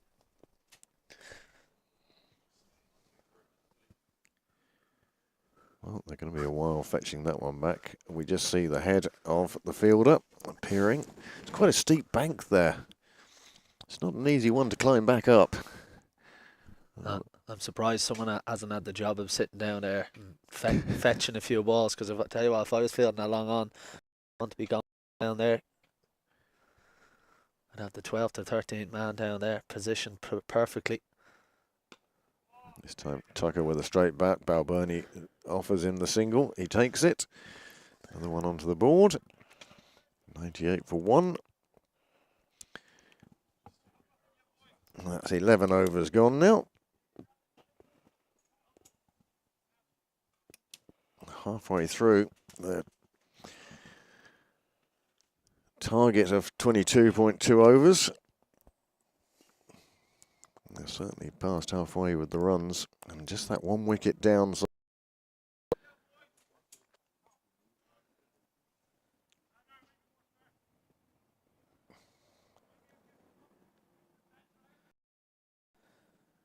Humphreys to continue his second over.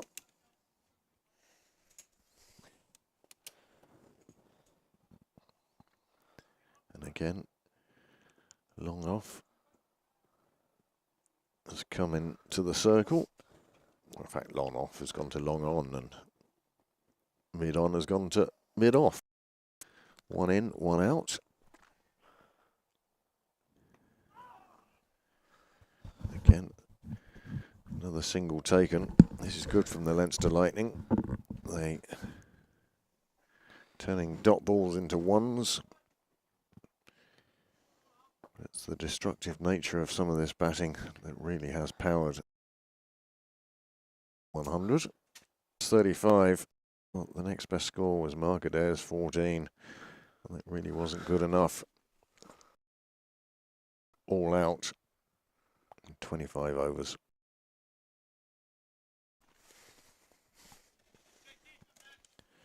He says, checking his notes. 187 in 20 overs. And today they scored 4. He's at the non-strikers end. Balbirnie's moved on to 55. 102 for 1 after 12 overs.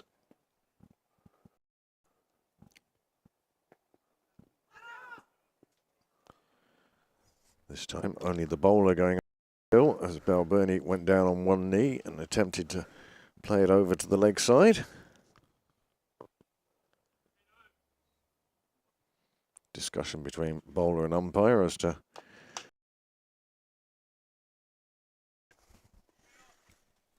went for improvement on that here now.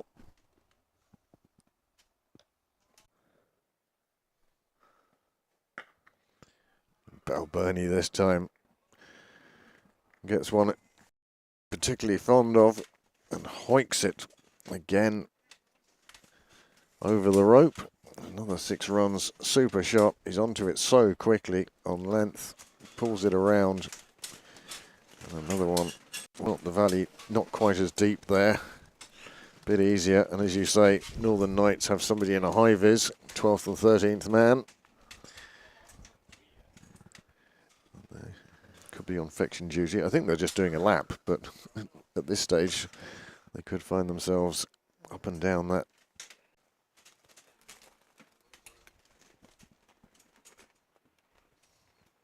One ball left in Carmichael's over. It's gone for 8 thus far.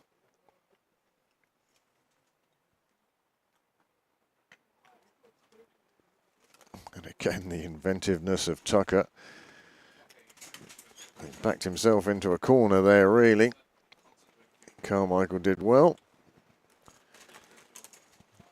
So 13 overs gone, 110 for 1, another 45 runs required. It's got to be done in 9 overs, 9.2 overs or less. But even 9.2 overs, 56 deliveries to get just 45 runs. Less than a run a ball. The Leinster Lightning will feel that this is very much in their own hands now.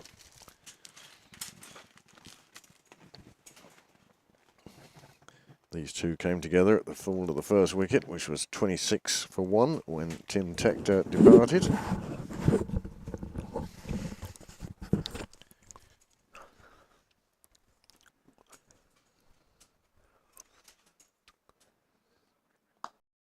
Balbirnie has moved on. Well, the score in front of you says 66. He's on 69. Lorcan Tucker is on 42. And after 14 overs, just that 1 wicket to fall. And that fell with the score on 26. These two closing in on what has been a very impressive partnership. They'll be looking to take it beyond 3 figures. And in fact, would love to see it through to the end.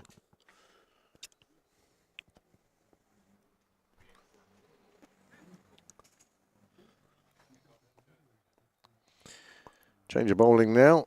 At the southern Arklow end, it will be Cian Robertson to come on. He will be the 5th bowler used, the 9th bowler we've seen today.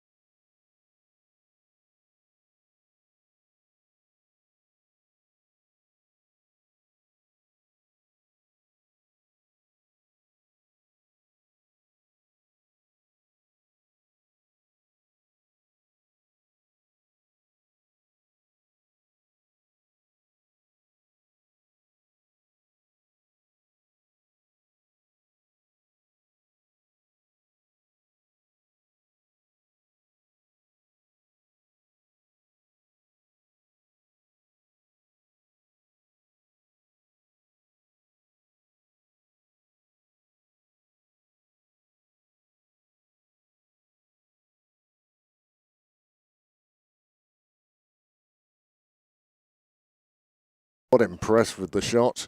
It was cross bat, and it was just enough to get it over him. How he wishes he had another couple of inches, well over him actually, and it bounced away. 2 bounces into the sight screen, another straight hit, but this time with a cross bat. And Tucker keeps moving on. Again, that one wasn't his best shot in terms of it being a flat bat and it just gone by mid-on. But definitely, again, Tucker, again, looking to go straight. I think his ball strike, I think he's got to back himself all the time. I think he can clear the ropes. And yes, you need the reverse sweeps. And that's a good delivery from Robertson. You need a wider range of shots.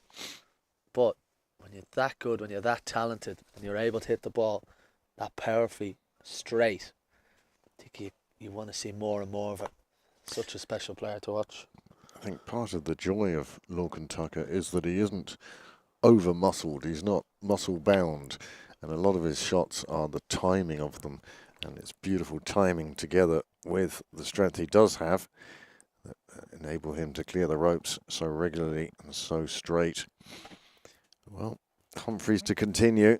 It's hard to know which way Mark Adair needs to go. This will be Humphries' 4th over. And he starts it with a wide. Just 22 runs now needed for victory. Leinster Lightning 133 for 1, chasing 155. This one driven down the ground. There is a fielder there. There's a take single. There's a checked shot from Balbirnie. Wasn't a full flowing bat. I'm sure our live score will be back with you shortly. But as Sean says, 21 required.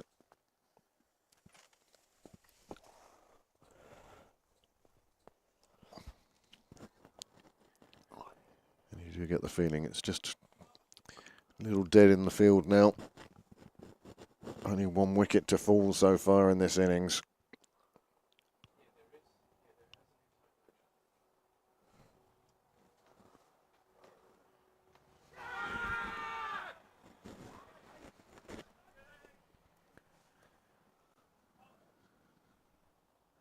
Signalled as leg byes. Yeah, there's a couple of times he's tried to get this sweep away, Tucker, and hasn't really mastered it too well. Oh, that one is quite close. I think that well could have been out. Maybe just slightly high. I think Humphries was unlucky there not to have the wicket of Tucker. Reaches for that one, and it's enough to bounce in front of the rope. Just inches, another 4. Balbirnie impervious today. He's in great form.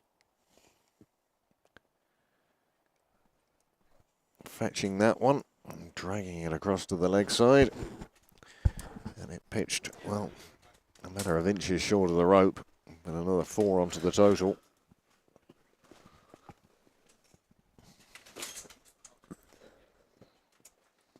This occasion, looking to force it down the offside with the reverse shot. Didn't come off.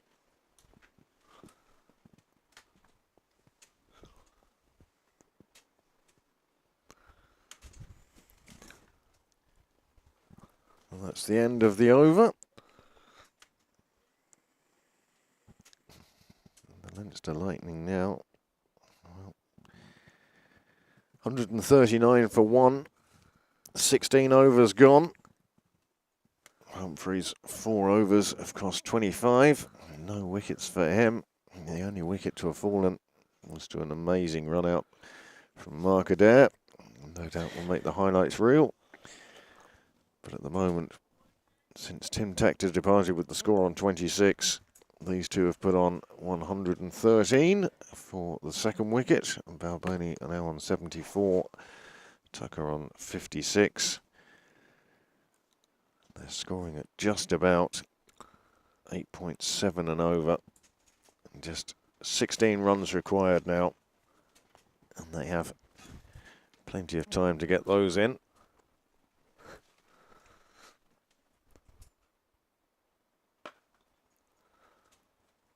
Left arm spin of Ross Adair is brought to the wicket, and that starts with a boundary for Lorcan Tucker.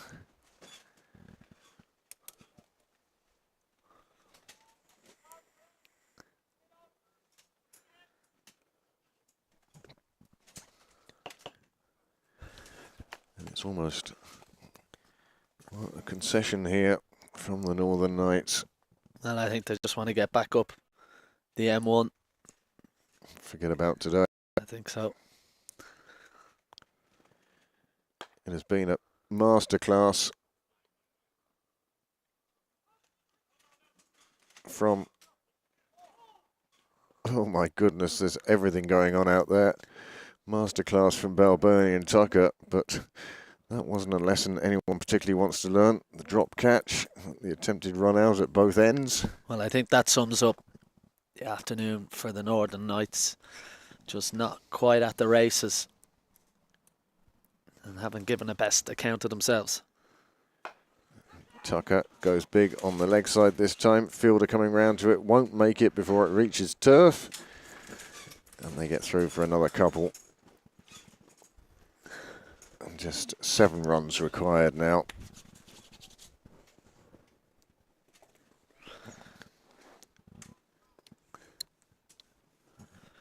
Nine coming from the first 2 deliveries, legitimate deliveries of Ross Adair.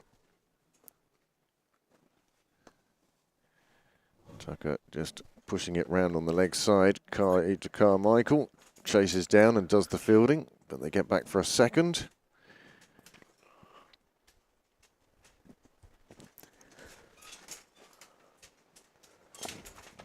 .150 up for the Leinster Lightning now. And it's only taken them to the 17th over.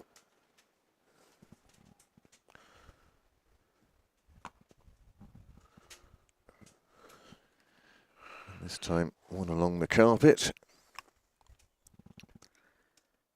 That now means just even a boundary along the floor will be sufficient for the Leinster Lightning, and they will not only win this game here at Oak Hill, but by our calculations and the unofficial calculations of those around us, it looks like the Leinster Lightning will lift the IP50 trophy. Another single played into the offside. Balbirnie moves on to 75 from just 49 deliveries.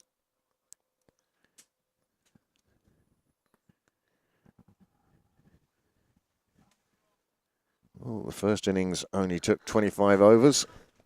This one looks like it's not going to take much more. Oh, this is the last ball of the 17th over.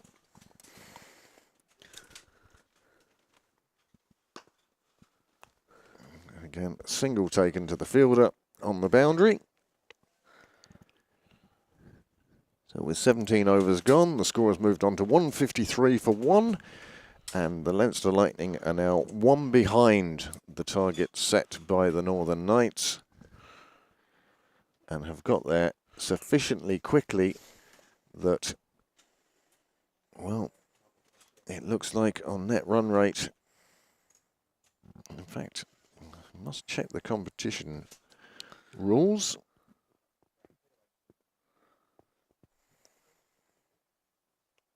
When they're level on points, the number of wins will be the same. The head-to-head, total points in matches between each team.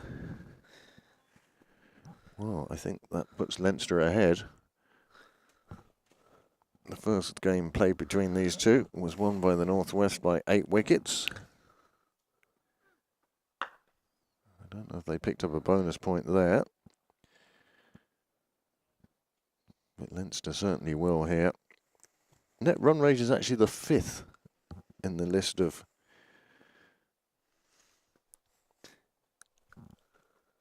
dividers for people on equal points.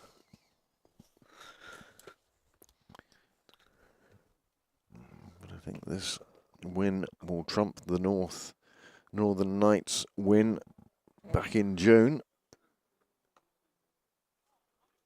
And that one's played away to the boundary behind square on the offside, and that will be enough for victory. Rather anticlimactic. They had a target to reach. They then had a target to reach within constraints, and they've managed both of those, and they win this match by 9 wickets. And we'll wait for the official announcement that the Leinster Lightning are the IP50 champions. Oh, some fine batting from Balbirnie and Tucker, but it really sort of took any tension or drama out of the game. I think as soon as they got through that opening couple of overs where the ball was moving around and Mark Adair was causing issue, and indeed Foster, who bowled some really good deliveries in there, they just couldn't sustain any pressure, keep anything going, and they'll be disappointed with their day today, the Northern Knights, that is for sure. Leinster just far superior to them. There's only Ross Adair who provided any sort of resistance, and it's Tucker and Balbirnie, both in the 70s, unbeaten, who get Leinster Lightning over the line.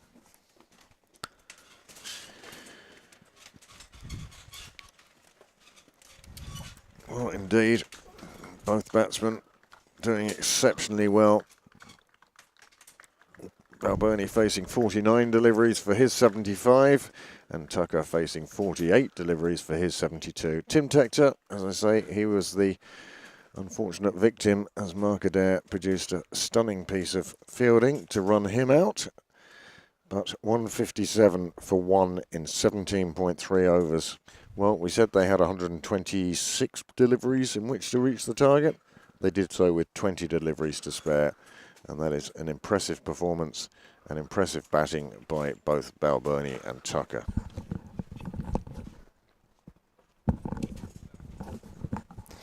As you see, the only wicket falling was that wonderful run out by Mark Adair off his own bowling to get rid of Tim Tector. 6 bowlers used, but none able to find any sort of breakthrough. That partnership on the Leinster Lightning worth 131 for the second wicket. Well, not just about. There are the two partnerships. You're talking about 131 between Balbirnie and Tucker. Even the opening partnership, Balbirnie, well, he was showing serious intent. You see a partnership of 26, and 23 of them were from Balbirnie. Tim Tector, just the 2. Before Balbirnie went on with Tucker to put on 131 and see the Leinster Lightning home without further drama.